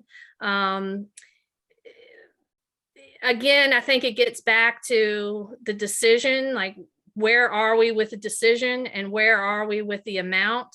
And then sort of these other questions and answers fall into place. So I don't think there's necessarily a right or wrong answer. I do think that, again, if we had an opportunity to decide where we are definitively, then there's a lot of opportunity for staff to come back and give you a lot of more definitive options for you to weigh against. Well, I mean, I guess the question is, assuming for the moment that we say, yes, we're going to put $75 million into a school, it's going to be funded with bonds issued in fiscal year 2024. That's all a given. We now know that as a result of, we know right now that if we did that, it is going to drastically constrain our ability to do all kinds of other things that we're going to want to do in the next couple of years. Do we say, even though we're going to balance the budget right now in terms of, without raising taxes, we could do it that way. We're going to raise taxes more than we need for current expenditures. And with that money, we're going to save it towards some capital project coming down the road. That's, I mean, that to me would seem to be, if you want to talk about a tax rate this year that is going to begin to start to address the educational demands next year, we have to say we're going to raise that tax rate and we're not going to spend it. How do we do that? I mean, I think just what you laid out is what you do. You can raise the tax rate. That additional revenue you say is reserved. It doesn't go into the pot for expenditures on other things. It may go as a budget for the debt service fund, and it just sits there until you're ready to pay the debt. It could go as cash to the CIP and sit there. And so instead of issuing $75 million worth of debt, you're now looking at $70 million worth of debt. I think either one of those options would be how you would handle that. Well, and I'm not really concerned about sort of getting a commitment from you right now, but the point is that there are pots of money into which such a tax increase a batch of revenues could go that would be held for the next year, to where we either through debt service or paying more in cash than in bonds, that we can make that expenditure of the funds necessary to build the school a little easier to handle. And so if we started this year with a tax increase that we weren't going to spend, we could get a start on making our lives easier a year or two or three down the road. I agree. And I think, in making that decision, the math gets a little bit more complicated, and just to think about as you weigh out your decision processes, the way the current school formula works, a penny is only 60% to the city. The other 40% goes to schools. And so that would be another part of your decision process, is that if you are going to raise taxes, be it 5 cents or whatever you decide, and you're going to dedicate that to the school project, then I think there has to be a conversation about what that means on the operating side of the school budget. Does that mean they still get their 40% of that? Does that mean everybody's in agreement that the full 1 penny value goes to the project? So I would just offer up, those are all the other things that you need to think about as you talk about, especially real estate tax increase. But if we're the 60-40 agreement that we have with the schools is not something that is truly legally binding on us. It is my understanding that has been a practice and is not a written policy or Right. MOU. Okay. So And so certainly if we say to the schools, listen, we're giving you your $75 million, give us some control. We're going to take control. It's not a matter of giving it. We're going to take control over how we're going to get there. And one of the ways we're going to get there is we're going to raise taxes by 10 cents. And we're not going to give you part of that because we're putting all of it into the fund for you. You just don't get it in operating terms right now. I mean, that That would be a way to solve the problem. Mayor, Well, that is a decision council can make. Yeah, okay. Because that formula that we talked about for schools is embedded in the financial policies adopted by council every year. And That's in your we control. talked a number of times about whether that ought to be revisited. And certainly if we're going to talk about spending $75 million for the schools, that would seem to be an appropriate time to revisit it. I've got a quick question on this, Yeah. that's pertinent to this. Is there a state formula though, that the schools get reduced state amounts or federal amounts based on our increase in real estate tax? So the real estate assessment is part of the calculation of the LCI calculation that we often speak about. It's a very complicated calculation, and I am far from understanding how all of it works. But in a roundabout way, to answer your question, yes. Chrissy, quickly, I was on school board for 16 years, and it's still kind of foggy. So it's a crazy formula. So I was going to turn to you, Juan, and say he's got the answer. He's got 16 years on this thing. Come on, help us out, man. But indirectly, to answer your question, it could have an impact on that calculation, as it is part of the formula. So we have to be careful on that, because if they're going to get a state reduction because we're increasing taxes, even if it is for schools, we have to be, I mean, I'm ready to throw my hands up. Okay, I mean, that certainly is a number that we need to know. It's probably one that we could find out by getting the school people in to talk about it. We don't have to know the answer tonight. I'm curious, given the tax relief programs that we've got, we've said that 1 cent on the tax rate is equivalent to $927,000 in revenue. Is that net of those relief programs? It is not. That is a gross number. And if we were to if we look for a net number under current rules, what would that probably work out to? Todd, do you have any idea that direct relationship? No, I'd have to do some Yeah, math. I'm not sure either. My recollection from other years is that it works out to roughly $100,000 per penny. Does that sound about right? Does anybody know? I Sounds don't. reasonable. Yeah, okay. Yeah. I'm not going to make decisions on the basis of it tonight anyway, just curious. There are a lot of items on the capital budget overview that you've provided, page 13 of the PowerPoint, that I suspect are in the category of $100,000 a year being set aside for this, $200,000 a year being set aside for that on an ongoing program basis. We also know my favorite thing that I really just flat out don't understand is the ABNI list.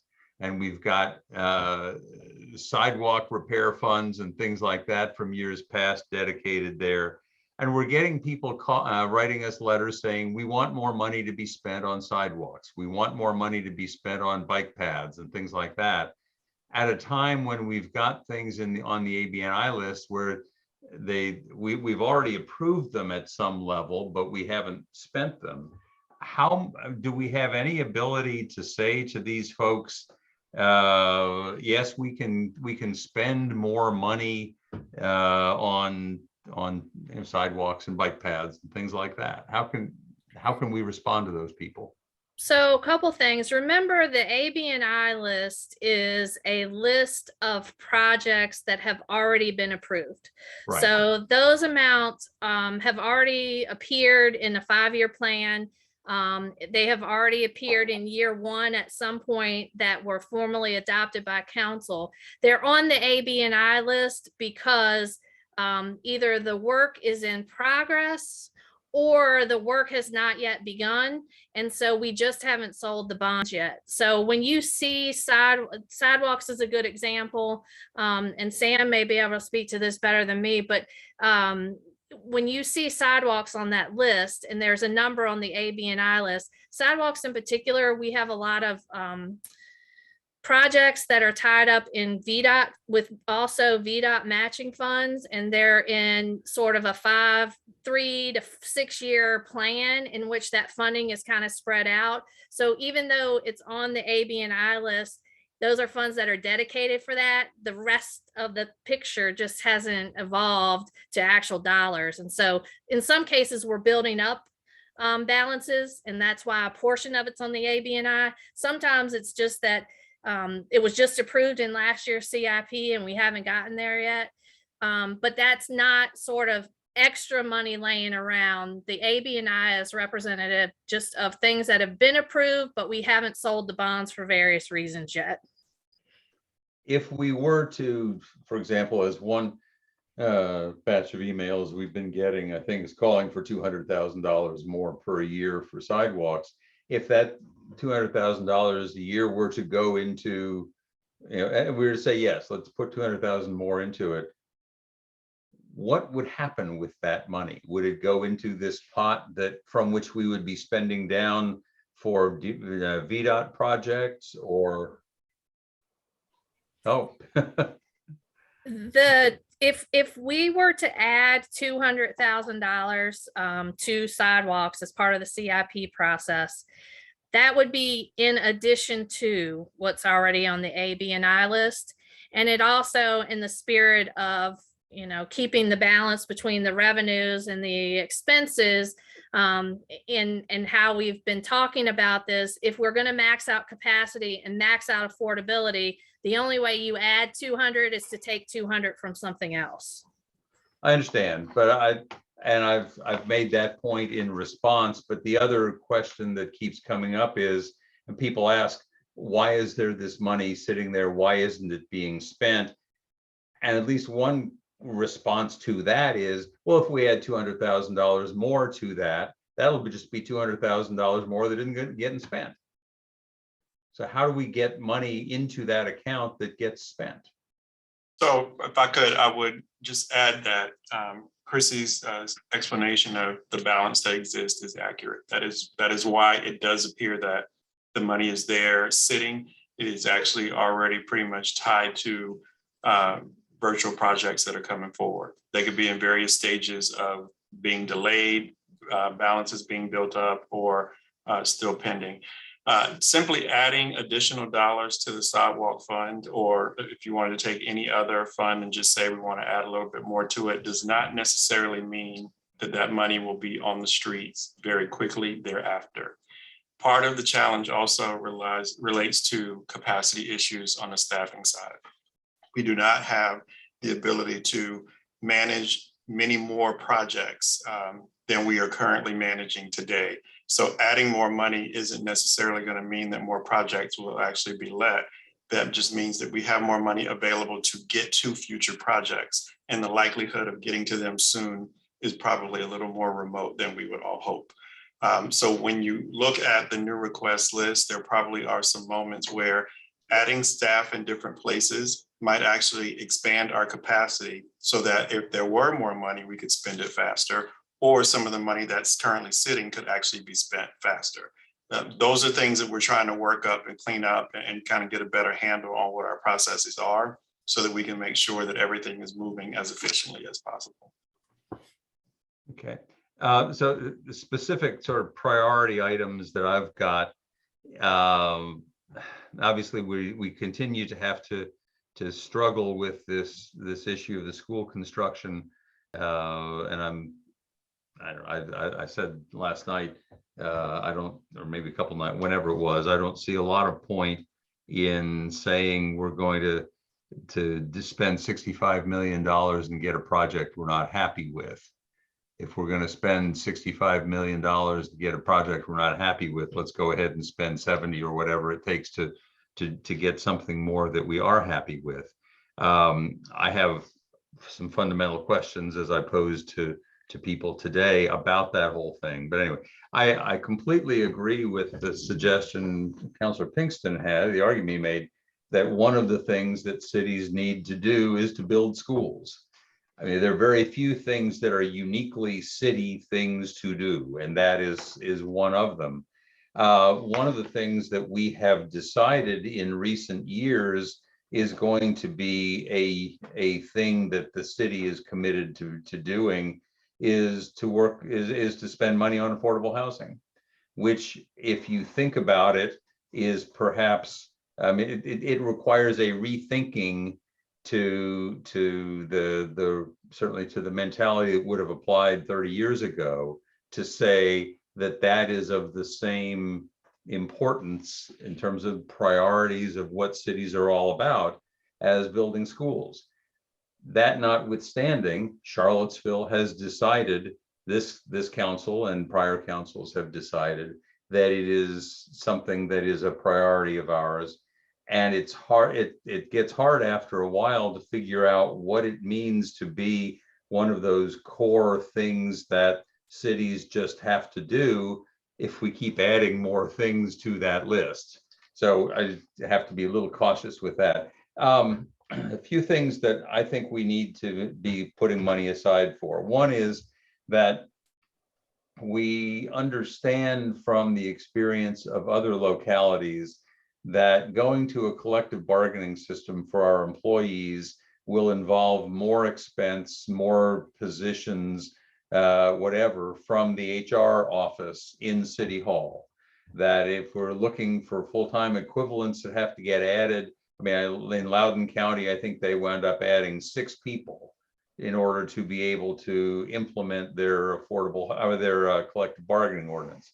We're not going to have that level of a situation, but I think it's likely that in addition to filling the HR directorship that is currently vacant, we're likely to have to add another employee or 2 there. So that's number one, is to get a good sense of what that's going to mean for us and what additional revenues and what additional expenses there will be and what revenues we will need. That's even before we start paying the first dollar in raises to the employees as a result of some collective bargaining agreement. That's just for us to be able to handle things internally. I also think that I agree with the notion that one of the things we need to figure out is, and begin to plan for, is what happens in the fire department when the funding that we've got for the 12 medics, I guess it is, runs out. And what is the overall plan? And are there funds that are going to have to be spent now to begin to make that transition? I don't know whether there are, and I'm trying to say that there ought to be, but we really need to figure that out. Part of the issue there, of course, is the ongoing concern that has not been addressed at all, between the rescue squad and the fire department. And that's an issue that we need to be working on. Whether it has an actual budget impact on the next fiscal year, I don't know. It seems to me that it may well. My guess is that there may well be some additional next fiscal year impacts to implementing a new zoning ordinance. It may not happen. The new zoning ordinance may not be adopted until next, January or February or something like that. But then there are going to have to be probably some costs associated, probably with more employees, probably with a zoning inspector or 2 or something like that. That's a plan that needs to be made as well. And I don't have a particular dollar figure to put on it, but I'm just thinking about things that are coming down the pike in the next fiscal year, and that's one of them. I also think it would be an appropriate thing to consider the possibility that when we hire a new city manager, who hopefully will take office roughly around the beginning of the fiscal year, that we have some money available for what that person might have as an initiative or initiatives, so that when we hire that person, we will be able to say, you're coming into a situation where you will actually have the ability to do something right away, where we're not saying, gee, I hope we can find some money to scrounge around to pull out something so you can do what you want. I think it would be a very attractive opportunity. It would add to the package of attractions, let me put it that way, if we had the ability to say that to an incoming city manager. there are just generally a lot of organizational kinds of things we've all commented on at various points over the last year or two. Some of it, people, seats that aren't filled, some of it being people that, initiatives that haven't been undertaken. One continuing issue is how we're going to start dealing with climate change issues, what that's going to mean in terms of personnel. And I'm not sure what all it might mean, but that's one of those things that we keep talking about and don't actually do anything about. And if we're going to start doing something about it, my guess is it's going to take some money. So those are my thoughts about other priorities, in addition to agreeing with people on transit and things like that. If I could add, a thought that comes to mind for me is priority in a different way.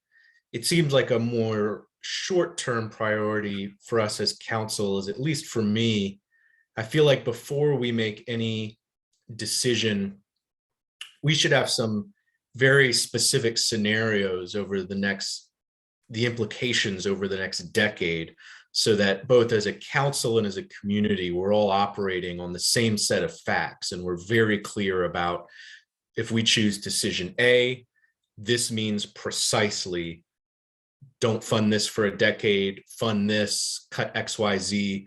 And I think within those scenarios has to be not just what we choose to fund in the CIP, but also the other variable of, is a majority of council in support of a 10-cent real estate tax increase, 15, 20, 5? Do we want to include any contingency about proceed with a sales tax if and when it happens? Which again, I suppose you should never be too optimistic about politics anywhere, including state politics. But it did pass the Senate with bipartisan support, 28-12. And the state's commission on school funding was very explicit in saying that the only solution was state level. And so I'm cautiously optimistic at some point there will have to be action. I think the number is over 50% of state schools are over 50, public schools are over 50 years old. And there's $52 billion total in deferred public school building maintenance needs across the state. The point being, it seems like there's still not enough specificity that we're all on the same page on in terms of whatever decisions we make, both in terms of what's in the CIP, the level and timing of tax increases, and then specifically what we will choose not to fund. Because again, my understanding is even with a 10-cent real estate tax increase, to afford everything in our CIP would still mean no CIP expenditures for significant ones until about 2031. So again, to me, that seems like our priority is to just for all of us on council in the community to be on the same page, whatever decision we come to, because it seems to me that's the only way to be fair and honest with the public, as well as to just ensure we're all on the same page. The second thing I would add is a priority in terms of thinking about how we're going to afford whatever decisions we make is, to the mayor's point, looking at across all departments, the buildup of unspent contingency funds, looking at our enterprise funds, probably not a whole lot of money to wring out there, but something to look at. And then finally, engaging the University of Virginia on a payment in lieu of taxes or pilot program, I think is longer term, but it seems like a discussion that we should engage the university on. I know that's something that the University of Michigan, Yale, Harvard, many other institutions have done. My understanding is if the university paid property taxes on the rate we have, They would pay about $9 million a year to the city. Currently, that number is 33,000. Again, there are universities which have made agreements with localities to pay 100% of what they would owe if they weren't exempt from property taxes. And that seems like a conversation to at least engage, given that other localities have done it, and that would be potentially significant for us. And for UVA, $9 million and a $1.8 billion annual operating budget.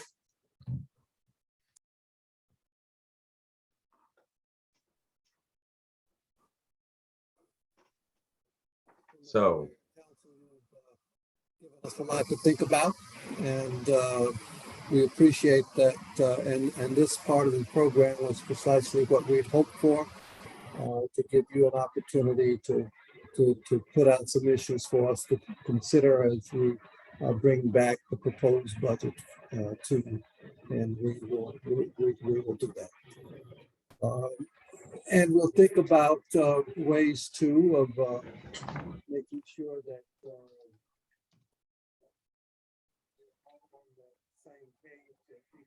expressing. we lost you there for a What we minute, Mr. think- Rogers. Hopefully we can get all on the same page through using some survey mechanisms that give you an opportunity to express just where you stand on some of the options. So staff will come back to you with those. Okay, Give Mr. Rogers an updated computer. It was a lot of static there at first. Okay. Have Can I our ask two a check it. question? I guess this is as good a time as any to pose it. I hinted at it earlier. I realized walking into a new organization, like for me coming on board, and we have Mr. Rogers coming on board as well. I just am very interested, and I don't want anyone to feel threatened in any way, but I'm just very interested in trying to get a sense of efficiency of the organization. Are we spending our money on what we say our priorities are? The process by which budgets are created every year. I mean, I'm in that same kind of world. It's very easy to sort of have accretions over time. And again, none of this is meant to be accusatory or anything, but I really feel like we're going to have to do the schools and to do the affordable housing and the things that I think really are priorities for this community.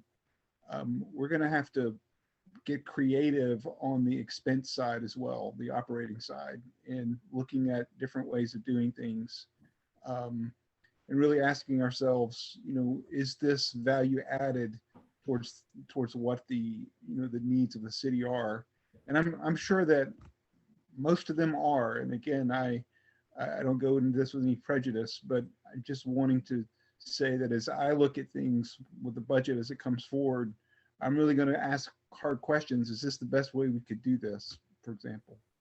So anyway, that's all I'll say. Thank you. Thank you.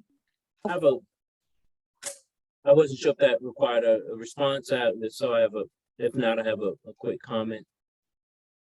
And that is, it just occurred to me that last summer we were looking to go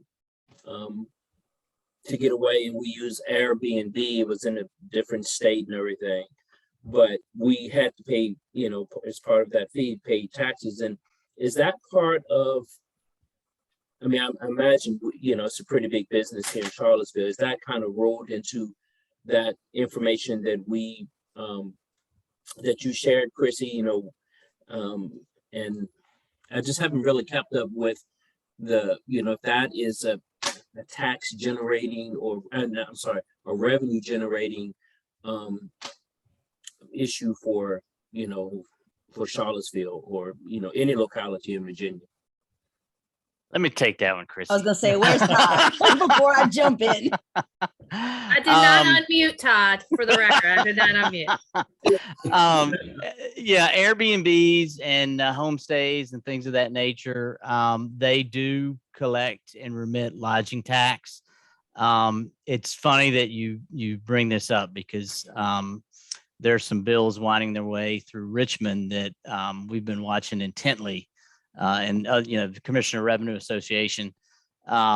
Last year, a bill came through that put some of these platforms, they called them, or they defined them as accommodations intermediaries, and it put them in the position of now finally, which is probably a good thing, of collecting and remitting on behalf of their hosts.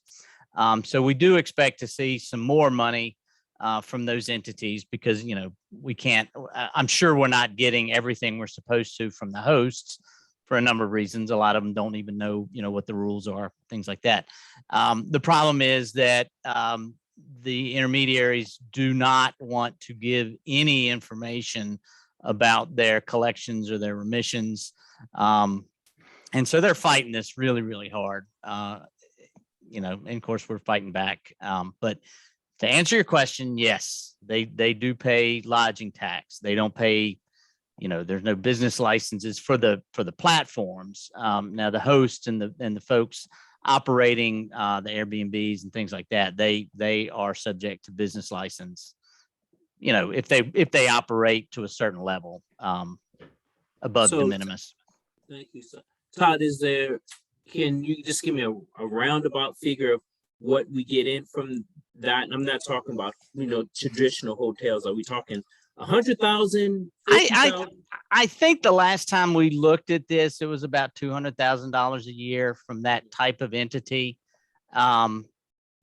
We don't get everything because I don't have enough staff to go after every single entity that's out there that's operating on these platforms. But I think that gets you in the ballpark. Thank you. Mm-hmm. I eat, breathe, and sleep this stuff. Sorry. Next time I know, instead of Chrissy, those questions. I think Chrissy would be happy to yield the floor on that to Todd. Yeah. Yes, please. And I'm happy to talk to you about it anytime, Vice Mayor. This is one of my pet projects. Are there other discussions that staff feels they need us to have before we have of course we have a public comment period allocated. We don't have to get there quite yet, but I want to make sure we've touched whatever bases you all need us to touch tonight. Ashley, either of you want to chime in on any particular point? I feel satisfied with the information. This really was just a build up, or actually a drill down from the retreat conversation, which was helpful. And it gives us a little bit more for us to go back to the full budget team and have further conversations about. Okay. I concur. This was very helpful for our thinking to be able to look towards presenting a budget for you all that hopefully will not only both incorporate some of you all's wishes, but as Councilor Payne has asked, perhaps provide some background on it of this is what happened. In order to do this, we were unable to do X, Y, and Z, which is the more specific data that I know you're seeking for, Councilor Payne. Yeah. And just one quick thing is, I know the advertised tax rate has to go up relatively soon, recognizing we can go below what was advertised, but not above. When should council be discussing and making a decision about what will be advertised this year?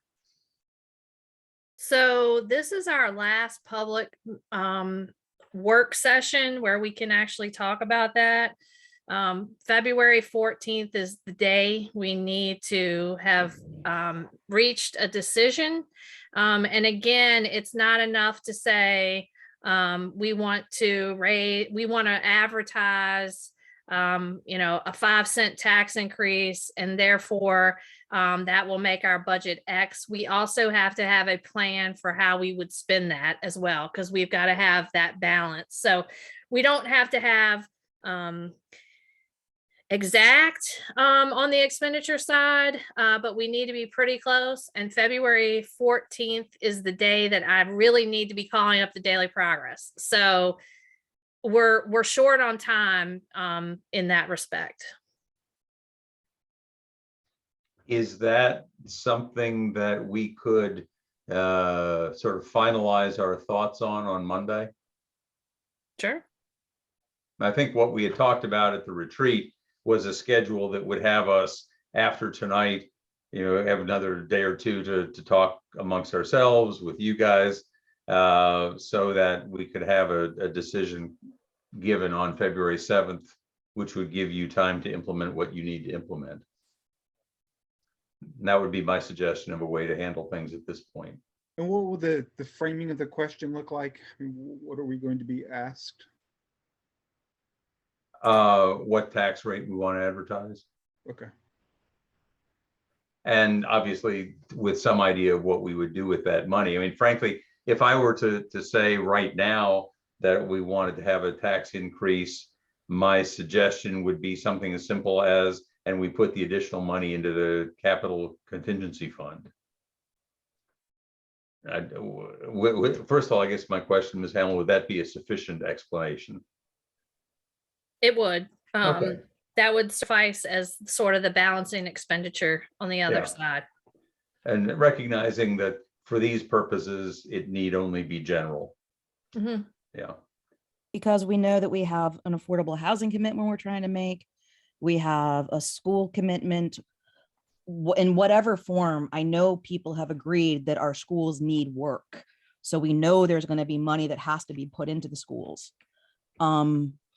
Whether it's, so I'm not making any assumptions on anyone's part on anything, including my own at this point. But we do know that we have these massive, big capital outlays. And then we also have some very serious needs. Like I use the phrase, we need to be cleaning up our own house too. I just, this last year in particular has made it very apparent to me that a lot of things have been deferred and deferred and deferred internally in City Hall. And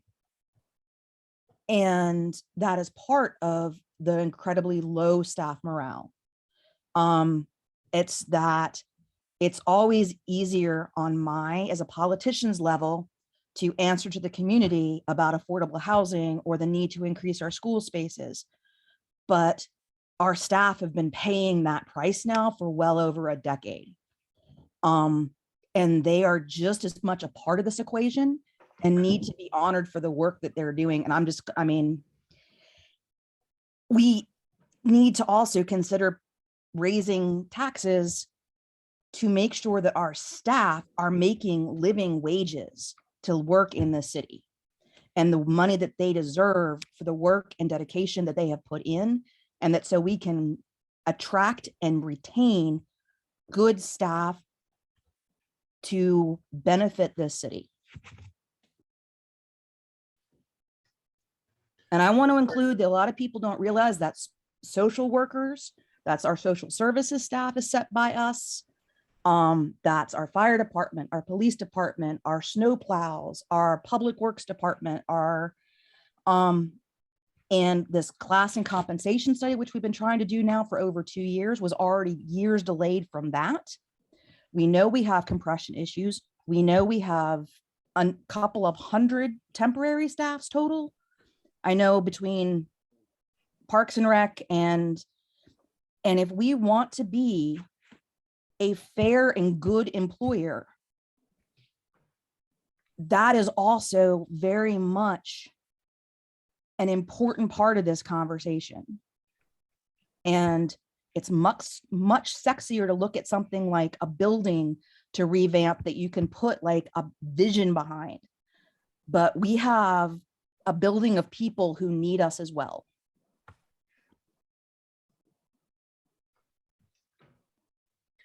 The only thing I would add there is you think about what you want to do with the tax increase. Do keep in mind it would be extremely helpful at the same time if we get some direction on how that tax increase would impact the school formula. So if you wanted to do 5 cents, is it all going to the CIP, or do you want to, allocate how you want to handle that, that directive would also be very helpful. Yeah.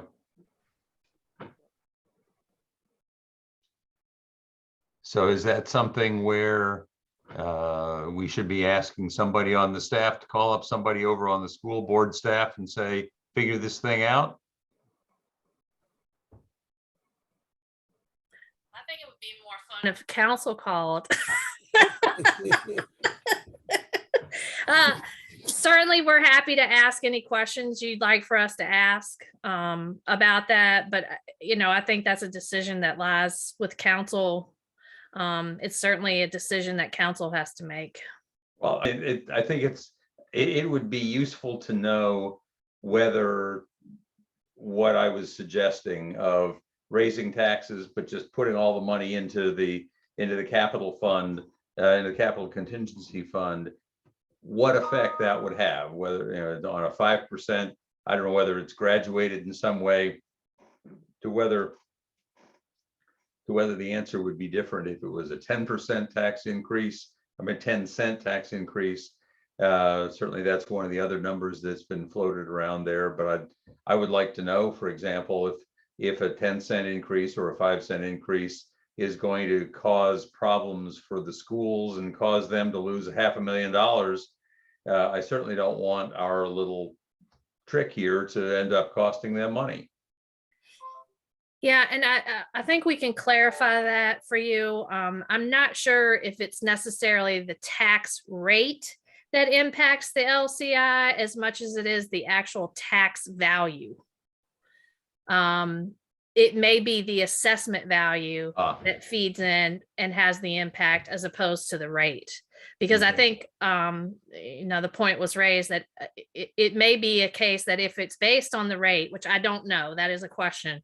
But then I think that leaves some opportunity for it to be less objective because people could, favor it one way or the other by setting a higher or lower tax rate. Yeah. Well, we will get all of that sorted out.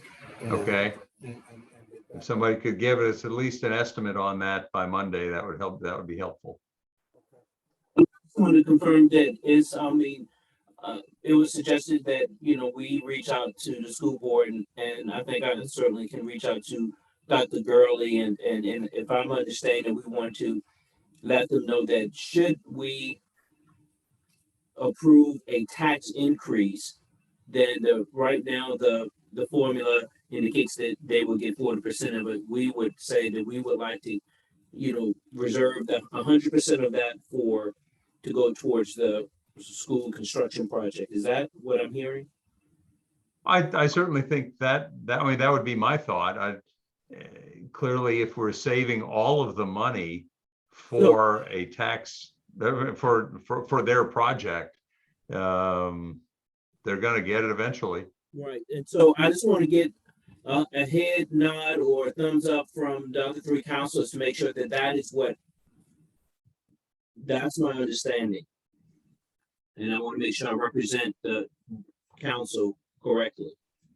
So I see from Brian, I'm not sure. I see some concern from Cena. So what I keep coming back to is I am concerned that we also need to raise the tax rate to cover some much needed in-house uplifting. In conversion of temporary employees to full-time employees, in getting people up to a wage where it is a fair market wage for the work they are doing. I am concerned that we are going to need a tax increase on top of an increase for the schools. And so I want to be careful that I don't want the accidentally at some point for the schools to feel like they've been kind of betrayed if some of that tax increase goes to something else. That's what I just want to be very careful of, because I want to see where things are going. So I understand. So, Mr. Mayor, I think that with her questions and concerns. I'm not sure if I can make that statement to Dr. Gurley. If, you know, if we can't say that with certainty. So we need to kind of come to some resolution. Well, supposing we said we wanted to, I mean, again, I'm just throwing numbers out there, not suggesting anything in particular. Let's say we decide to raise taxes by 10 cents. And we recognize that 3 cents of that is going to be for the kinds of issues that Ms. McGill, the Councilor McGill has identified. And the other 7 cents would be escrowed in essence. What impact would any of this have on the index? And so again, because my goal in all of this is to, whatever we end up doing with this, I don't want to inadvertently cost the school money. So I would just add one other point for food for thought when we talk about inadvertently adding things. So if we talk about tax increase, you know, tonight we've talked about revenue drivers. You know, $14 million is a mic drop in terms of revenue growth and budget growth from one year to another. More typically, we're talking in the $1 to $3 million range for just general growth. You know, COVID has had a lot of impacts, both in the way we projected and protected ourselves from the impacts of COVID, but also, you know, we're in uncharted territory, and our revenue team did a great job and kept our estimates low. And so now we're getting back to sort of what's normal. So a lot of factors are adding to this position that we find ourselves in this year with $14 million. But as we, you know, we always have inflationary increases, contractual increases, all of those things, and the schools will have those as well. And so as you think about either the formula or a tax rate increase, that's really one of the only capacities that a government has to raise more revenue, is to increase taxes. So if you talk about a tax increase and you talk about, well, we're going to allocate all of that to the reconfiguration project, and we're going to not do the formula. If you say that you're giving the schools nothing, then in effect, you're saying, we're not going to leave you any room. One of two things: we're not leaving you any room for inflationary growth, or you're going to also take the very little growth that the city government room will have. And now you also have to cover city growth as well as school growth out of a smaller pot. So, you know, as you think about these things, and as you think about the formula, and you think about tax increase, I know it always, there's another layer and another layer and another layer, but I do just be mindful of that. It would be hard to, I think looking at the formula is one thing, but I think it would be hard to say, we're going to do a tax increase and it's all going to go to the reconfiguration. Well, my question right now has nothing to do with what we spend it on. I'm really not as concerned about the agreement.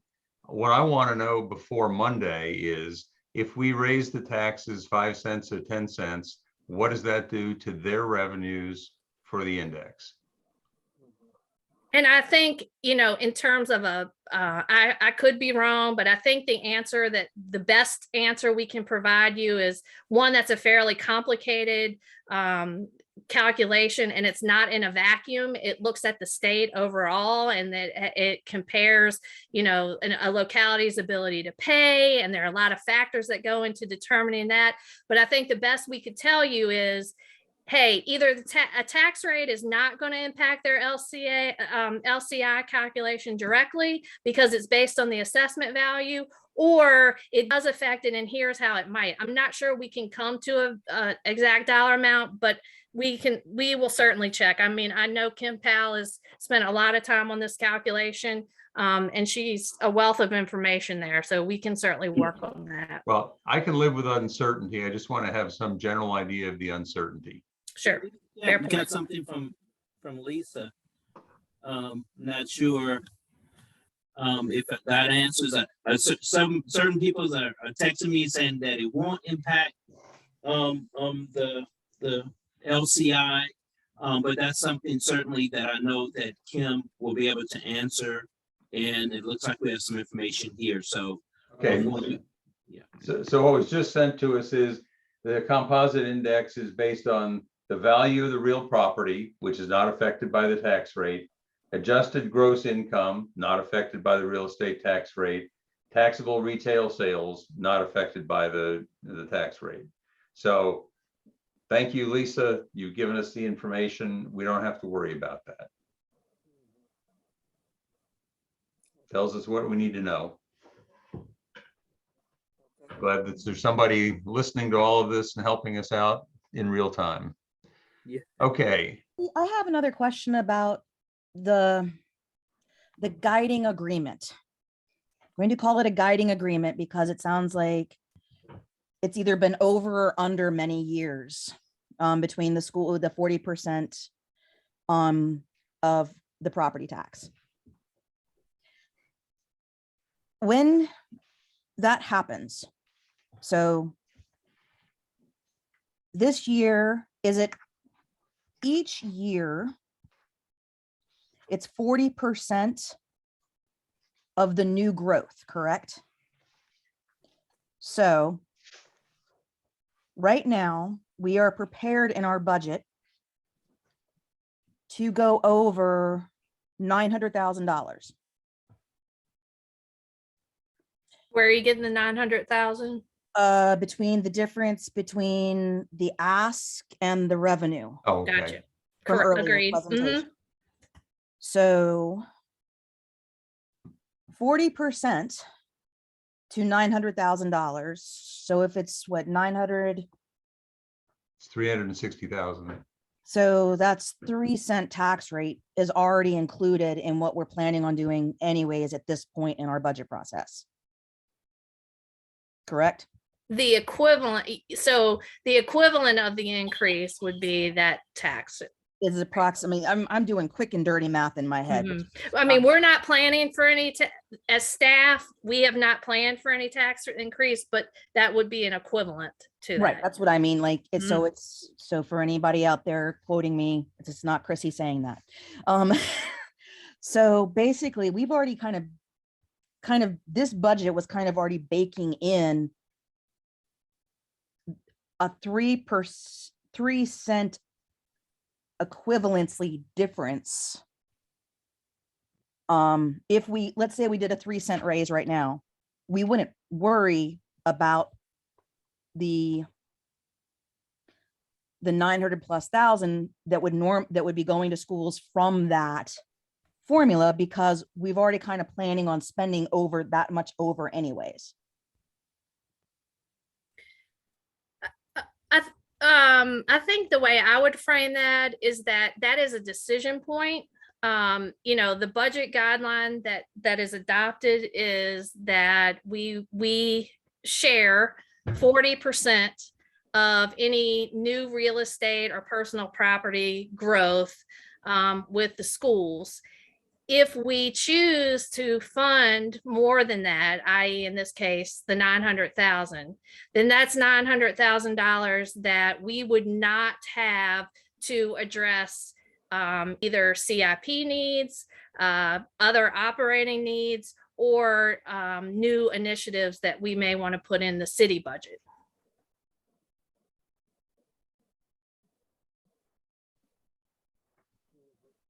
And so I do think that is a decision point for council. You know, you have the option to instruct us that we want to hold this, we want to hold the school increase to the formula amount. And that's what we would build in the budget. I mean, I think one thing we need to do is sit down after budget season and really sit down in a work session with the schools and come to some sort of renegotiated, because if you look historically, it's really just been a guiding point. We come back to this agreement, but it's not actually adhered to. And in some years, you know, the schools take less, and some years they take more. And it doesn't seem to be working. So that's my point. It's just like, I think it's not something the schools can really count on. It's not something we can really count on. And that we should really try to come up with a better working arrangement with that number. And that I think we ought to at least come to a better understanding of it, whether we want to try to change it. I don't understand its history, its provenance well enough to know why it is the way that it is, and whether the reason that it is what it is still makes sense.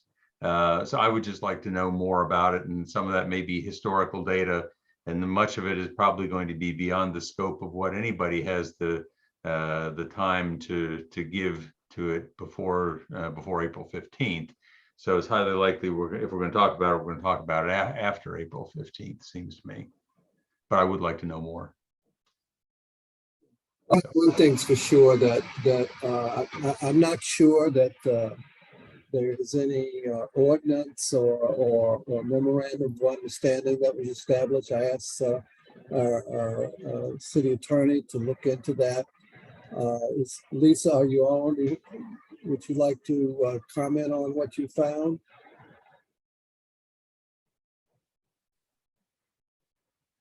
Yes, sir. I could not find anything that has the gravitas of an ordinance or resolution.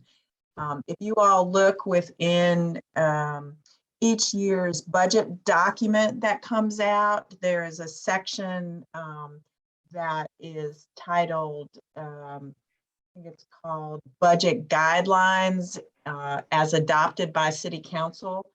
And these things are listed in those budget guidelines, but these are all, as someone mentioned earlier, these are all decisions for City Council to make.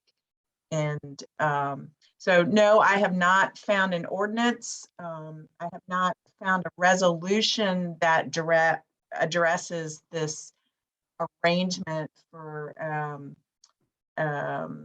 the 40% of new real estate and property tax revenues to go to the schools. The only thing we have seen so far is a document from 1998, which was a more of a sort of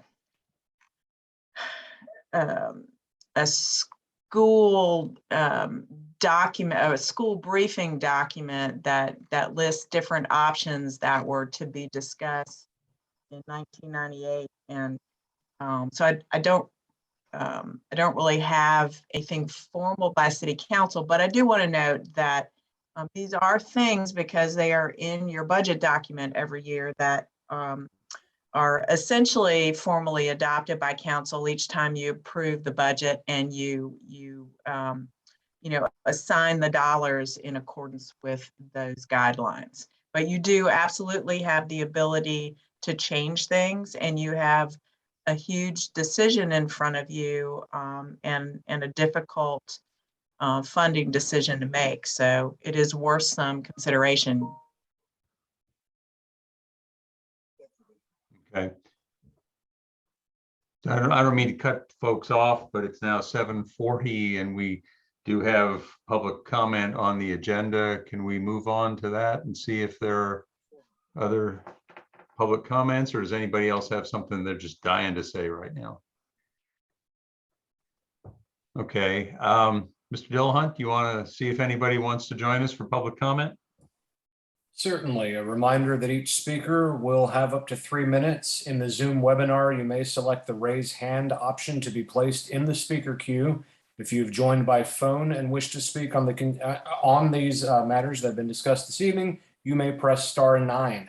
I see no hands currently raised.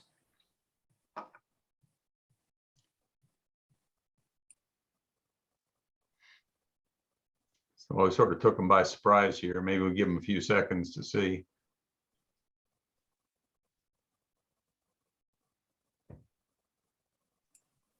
First person with their hand raised is Annie Suttle. Annie, you have 3 minutes to speak with council. Thank you very much. Good evening, counselors. Thank you for your work on behalf of our community. My name is Annie Suttle. I'm a resident of North Downtown, and I'm here tonight on behalf of the new coalition, Charlottesville United for Public Education. I listened to your joint session last evening with the school board, and during that meeting, Shamora Cooper from our steering committee shared some of our vision. And you should have received a letter today from our recruitment coordinator, Mary Coleman, in which we urge you to pursue every means necessary to fund the renovation and expansion of our schools, all of which you've wrestled with tonight. Charlottesville children deserve modern, welcoming facilities, and they deserve every effort by Charlottesville City Schools to address the achievement gap. We urge you not to pit these two issues against each other. Council must fund the schools, buildings, and operations, and the schools must teach equitably. The two go hand in hand. Our reality in Charlottesville is that nearly half of all students enrolled in public schools are economically disadvantaged. The majority of students are students of color.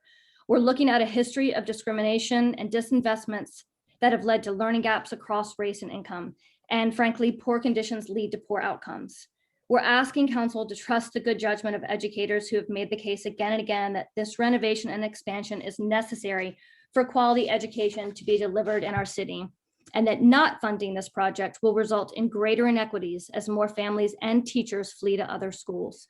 Charlottesville United for Public Education is poised to engage the community with regard to the very tough budget decisions in front of you as counselors, and to argue for the merit of making this big but long overdue investment in our schools that reflects our community's priorities. So thank you on behalf of Charlottesville United for Public Education. We appreciate all that you're doing to solve this problem. Thank you, Ms. Suttle. The next person to speak will be Leah Purrier. Leah, you have 3 minutes. Good evening, council and others listening. I attended the school board meeting last night where we heard a presentation by Mr. Knox from VMDO regarding our reconfiguration. As an administrator, I understand that we are constantly faced with very hard decisions. And you are faced with a hard decision tonight and moving forward. But I ask you to please consider education. Education is a right, not a privilege. And our students are students in a public education environment. I am the recipient of a public education in the Commonwealth of Virginia. And I know what that has done for me and others. Our students in the city of Charlottesville deserve a quality education. Dr. Gurley presented to you last night research that shows the importance and the impact of buildings and environments that spar and spark positive learning experiences. You saw the economically disadvantaged percentages. You saw the numbers of minority students and Caucasian students.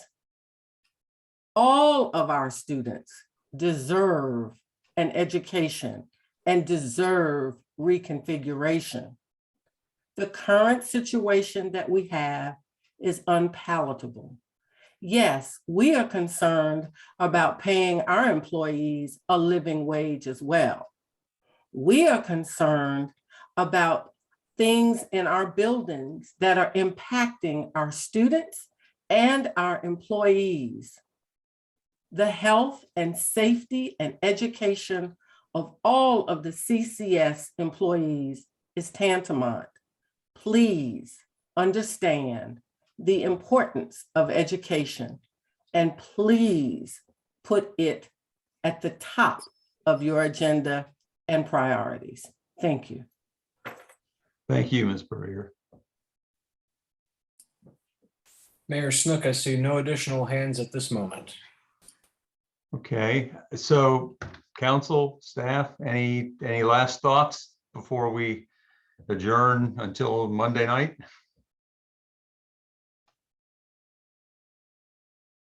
Have we given clear direction about some options for a tax increase? We have not specifically, I don't think.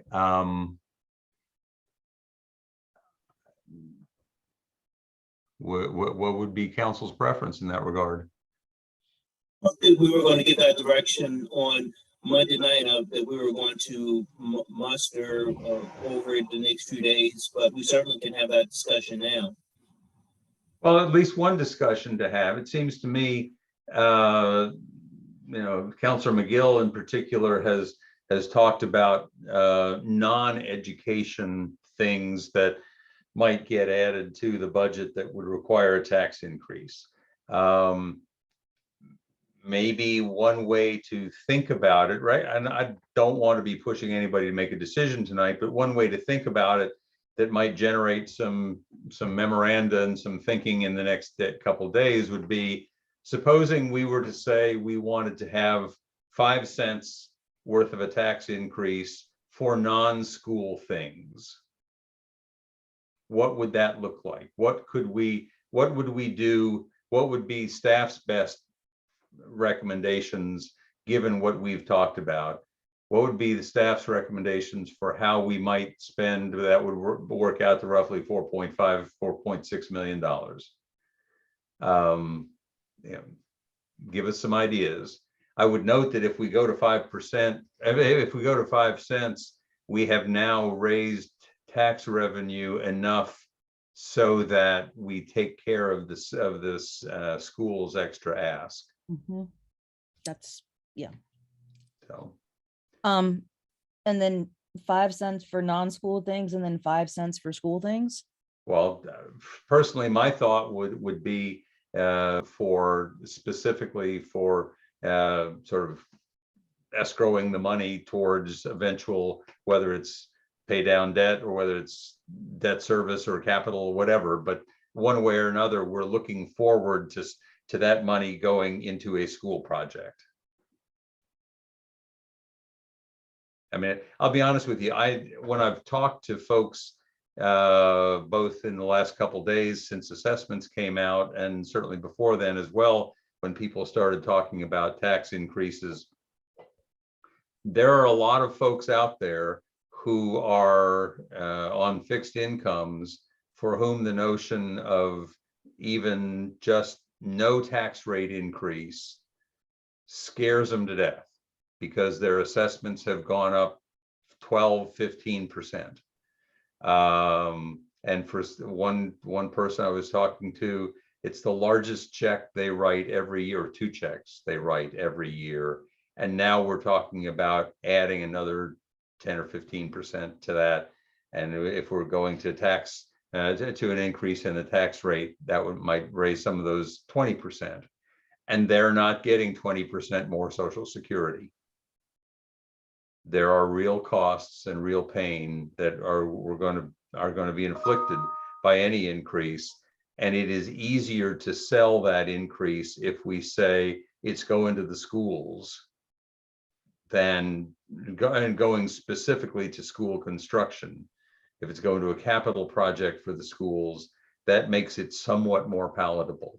That's something that people, if they swallow hard, they can say, okay, I can see that. If there's a way we could give more tax relief to some of those folks, that would also be worthy of consideration. And to hear Mr. Divers say that there is room there that we're not using, suggests to me, let's figure out how we might use that. What might a different tax relief program that might apply to more people on fixed incomes, that, whatever the criteria are, I'd like to take a look at that. Well, I think if our baseline scenario is funding everything currently in the CIP, I would think at a minimum, we would need to discuss 10 cents, because that's what would be needed to afford what's already there. And if we're talking about 5 cents or lower, again, I think we just need to be very honest with ourselves and the public that that means not funding the affordable housing plan for a decade, no investment and expansion of CAT for a decade, no funding of our climate action plan, no room in our operational budget for anything, no room for a wage and compensation study, no room for collective bargaining, no room for unexpected cost increases for public housing and redevelopment of Friendship Court. And I don't think that's what the community wants to see our decision to be. So I do think it's going, no matter what, we're going to need a tax increase if we're going to afford everything in our CIP. I would agree with Councilor McGill that it's critical that we have enough revenue to cover housing commitments and other necessary operational expenses. And I don't think we should also at least explore scenarios that involve a sales tax, longer term pursuits of payment in lieu of taxes and other revenue sources. Because again, I don't think what the community wants to see is no funding for affordable housing or all schools, or the reverse of all schools or no schools, all affordable housing. And that is difficult. That's going to be very difficult conversations where we got to look at the numbers. But again, I think we're going to be making a critical, long-term, fundamental mistake that is not what the community wants to see if we pursue a revenue path that means no funding for affordable housing or other initiatives for a decade. Well, I would note that the capital budget overview on page 13, if I'm reading this correctly, calls for funding the school construction project, calls for $34 million out of capital funds for affordable housing. I guess I'm not understanding then, Councilor Payne, why you think it's not funding both. Well, I guess it would be in the sense of one, it would not be, we would be at our existing level of affordable housing funding, which would not be what's called for in the affordable housing strategy, would leave no room for cost increases of redevelopment of public housing in Friendship Court, and would also mean that requests like PHA's funding requests for the 2 proposals on Park Street wouldn't be possible.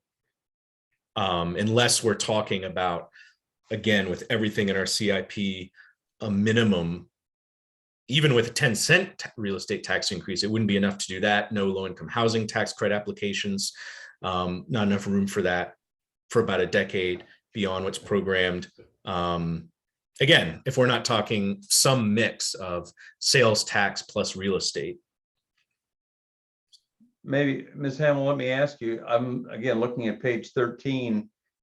Are the figures on that capital budget overview, do those rely on an addition, some greater property tax revenues? Well, I think it's fair to say that that entire plan depends on some type of revenue enhancement, however we do that. You know, whether is it just for those projects, that's debatable. It's the addition of a large number in the CIP that is creating an affordability issue. And so even when we talk about, I just remind you that, you know, debt service lasts for 20 years. So when we're talking about 2 issues here. One is the debt capacity, which we know we will run out for a short period of time. And we've talked about 2029, 2030, 2031 at some point when we could start issuing. But we're also, even at the 10 cents, the last scenarios that we ran, we're using the entire 10 cents to pay the additional debt service, and we've bought down all of any debt service fund balance we have. So even by the time we get back to some type of debt capacity, you still have affordability issues in paying the debt. So it's not a one and done kind of thing. And even when we're back to a capacity issue, you still got to pay for it, which then still is going to put strain because you're exhausting, you know, 10 cents of a tax increase just to pay the debt service on what's on page 13. So is it one project or another? It's hard to say. You know, just like it's hard to say that 6 cents of the tax increase is related to $75 million worth of debt. That is true. 6 cents certainly covers, or 6.7 million roughly is what is required to pay $75 million worth of debt service annually. And so that's 20 years of that. If we didn't have that project in there, we would be managing our CIP where we probably wouldn't be talking about a tax increase, because we might get to year 2 and we'd say, look, we don't want to raise taxes.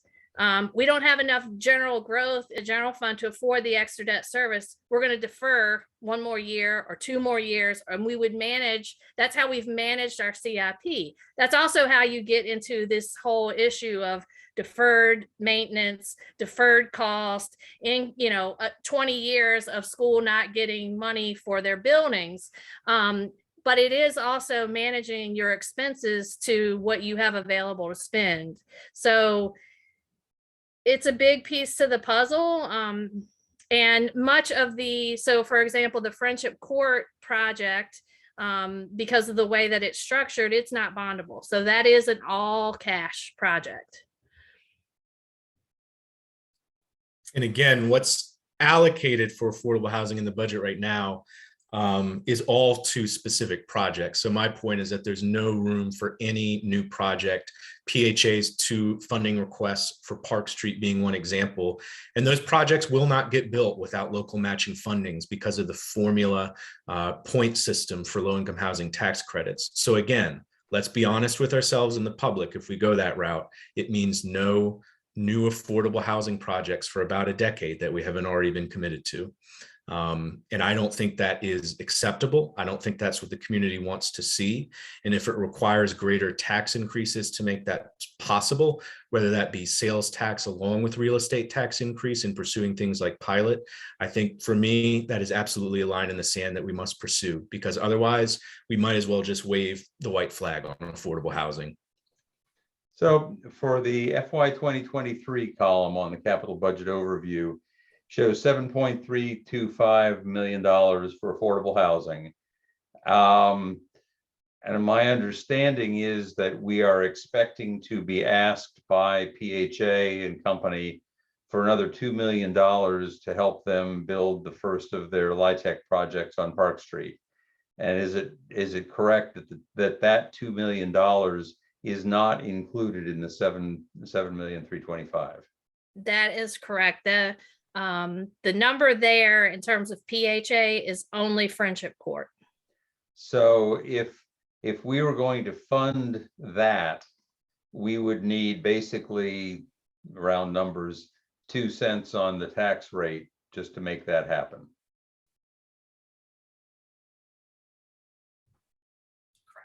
I'm getting some slight nods. Okay. Well, 2 cents on the tax rate, if 40% of that is not going to schools. Oh, I got you. Yeah. And it'd be about, be about 3 cents on the tax rate otherwise. Okay. Well, then I guess one of the questions, I don't know whether it's appropriate to think about it right now, but do we want to build into our scenario the notion that we would be looking to find the $2 million to give to PHA for that project? Is that a decision that we ought to think about actively and ask the staff to build into any game plans they're developing for us? Yeah, I would definitely say yes, and I think that we need to have the larger conversation with the school board that should we just pursue the funding, the $75 million that for X amount of years or this period of time that the 40%, the formula that we have, we're gonna have to put that on pause because of the the sacrifices that we made. I don't know, and I feel like that's just more than me having a conversation with the superintendent wanted to, because it's really a big decision discussion that I think that we didn't know this yesterday when we met, but I just feel like it's a big decision.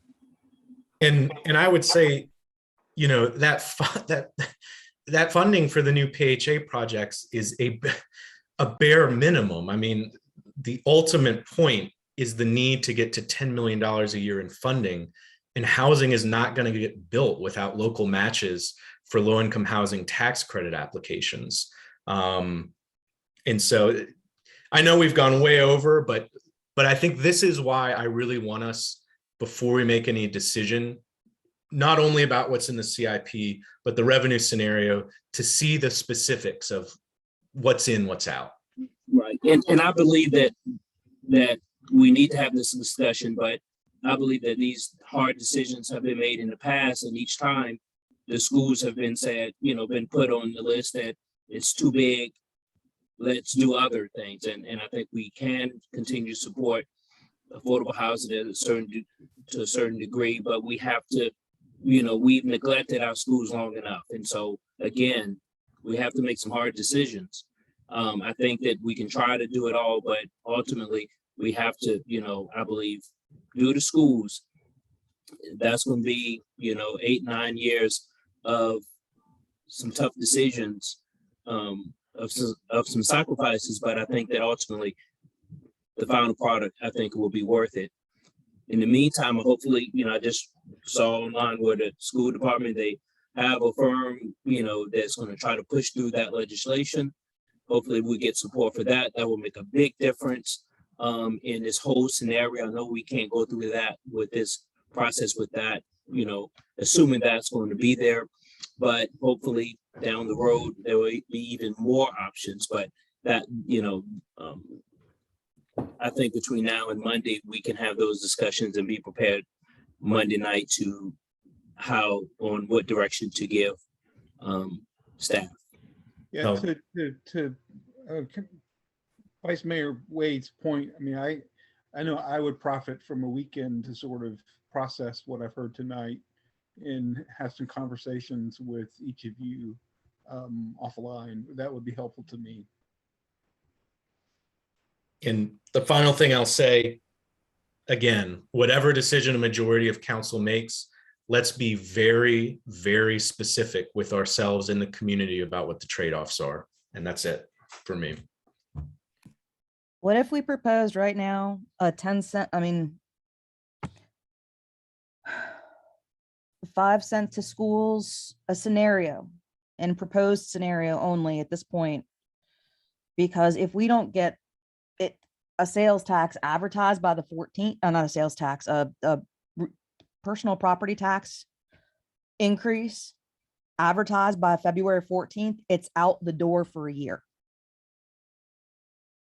So we don't have a lot of time to figure out if we're gonna even propose to raise taxes. And I think at this point, I really hope everyone's understood that I am very much for raising taxes. I think we have to do it for a lot of reasons. And I would love to see, I guess, scenarios on if 5% was put into a savings for schools, and therefore hopefully the schools would not take 40% of that as per the funding formula. And then 5% that is not towards that is towards potentially affordable housing, and what could staff do internally with that additional 5%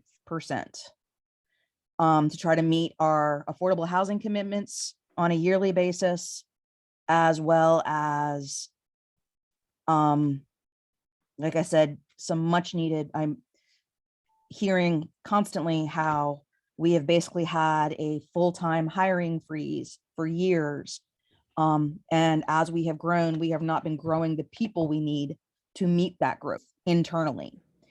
And so if we look at 5%, that might be, hopefully crossed our fingers, outside of the schools that goes straight to the reconfiguration, and then 5% with some ideas from staff as to how that could be used for meeting our affordable housing commitment and fixing our internal house. And is that a 5 cent, a one and done in 23, or a 5 cent that would go on for some period of time with those earmarks? I would think they go on forever. Unless a council in the future decides to lower them. Yeah, I'll just say that I'm generally in agreement with Councilor McGill. I think that, I don't know all the reasons why our tax rates are relatively low. I've seen data this week in terms of averages compared to other municipalities in the state with AAA bond ratings, and we're an outlier. I know that it will be painful. I certainly hope that we can do all that's possible to alleviate that pain for those in most need. It's unfortunate that we are in this kind of jam, but I think we have to, I agree with Councilor Payne, we need to be clear-eyed about this. I do think I need a weekend to sort of process possibilities with conversations with y'all. I saw Mayor Snook a note in the chat from Ms. Thomas about having to add this formally to the agenda on Monday. And, maybe at that point we could pick up this conversation again. Yeah, Ms. Robertson, that makes sense. So yeah, I'll just go ahead and signal that, I'm open to a 10-cent increase because I think that's what it's going to take to get where we need to go. I think that would be, maybe we do a step, 5 cents one year and then another 5 cent on top of it. I'm happy to look at different scenarios, but I think that as I look at our overall budget and sort of what we're lacking, a 10%, which is essentially what we'd be talking about, a 10% increase in our revenue overall would be, seems to meet the needs that we're seeing.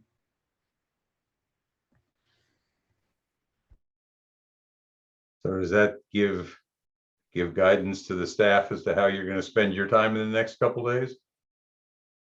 And in terms of the 5 cents that you would allocate to for us to give you a recommendation, is that just based on staff's judgment as to the best use of those funds, or do you want to define some type of priority that you would like to meet, and how best would we? So for example, affordable housing, how would, if you wanted to address education, affordable housing, and whatever else you wanted to say, how would we best spend 5 cents of a tax increase? Or do you want us to just come to you with our greatest and best ideas? I mean, personally, I would say affordable housing and your best ideas.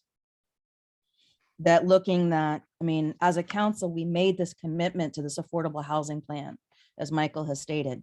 We've made it and we're not funding it beyond what we've already put in. And so it's how do we maintain that? And how are we looking at our deeply affordable housing? Because I don't care what anybody says, we're not getting 30 to 0 AMI without a lot of government support.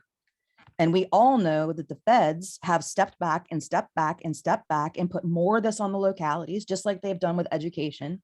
I mean, this is why we are in this tough position right now, is because, multi-billion-dollar surpluses on the state level are not coming down to our localities.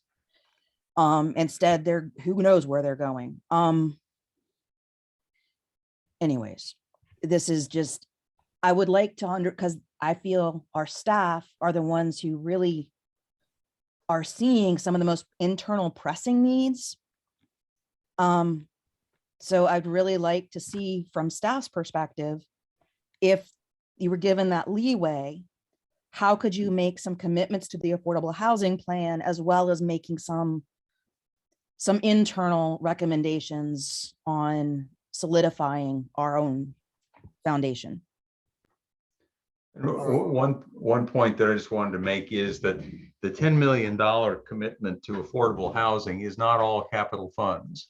It includes tax relief. It includes, frankly, the consultants recommended about $1 million a year that we spend on building up the infrastructure within City Hall to better handle housing issues. And we haven't done that either. I don't know what's in this budget for a housing coordinator. Of course, it's a vacant position right now. I don't know what that's going to look like, but I think one of the things that perhaps ought to be looked at is what we would need to do and what money we would need to spend for that infrastructure to make the affordable housing plan work better. We know, by the way, that I assume in next month to 2 months, we will be having some report on the efficiency study that we had asked for on the efficiency or the efficacy of our affordable housing measures. I'm predicting that coming out of that, there will be some recommendations for things we ought to be doing, probably hiring some people. Yes, and yes, that actually comes on the 22nd. Okay, so that's something else we need to factor in as well. Okay. Well, we've run over a little bit, but if there's any last thought, let's have it now. Going once. Just say thank you, Mr. Mayor and Council, for your discussion and your guidance, and we can take this and go back and Chrissy and the revenue team, and we can really dig in with the deputy city managers and try to come back with something that will meet your needs. Thank you, Mr. Rogers. Hearing nothing else, looking around, seeing nothing else. Shall we adjourn? Thank you all very Okay. much. Thank you all, and You. thank you to the staff and Appreciate- everybody else who, I noticed there are 25 people still listening, so I'm impressed. Thank you all. Talk to you Monday. My frustration is not with anybody here. It's simply with the situation we're in.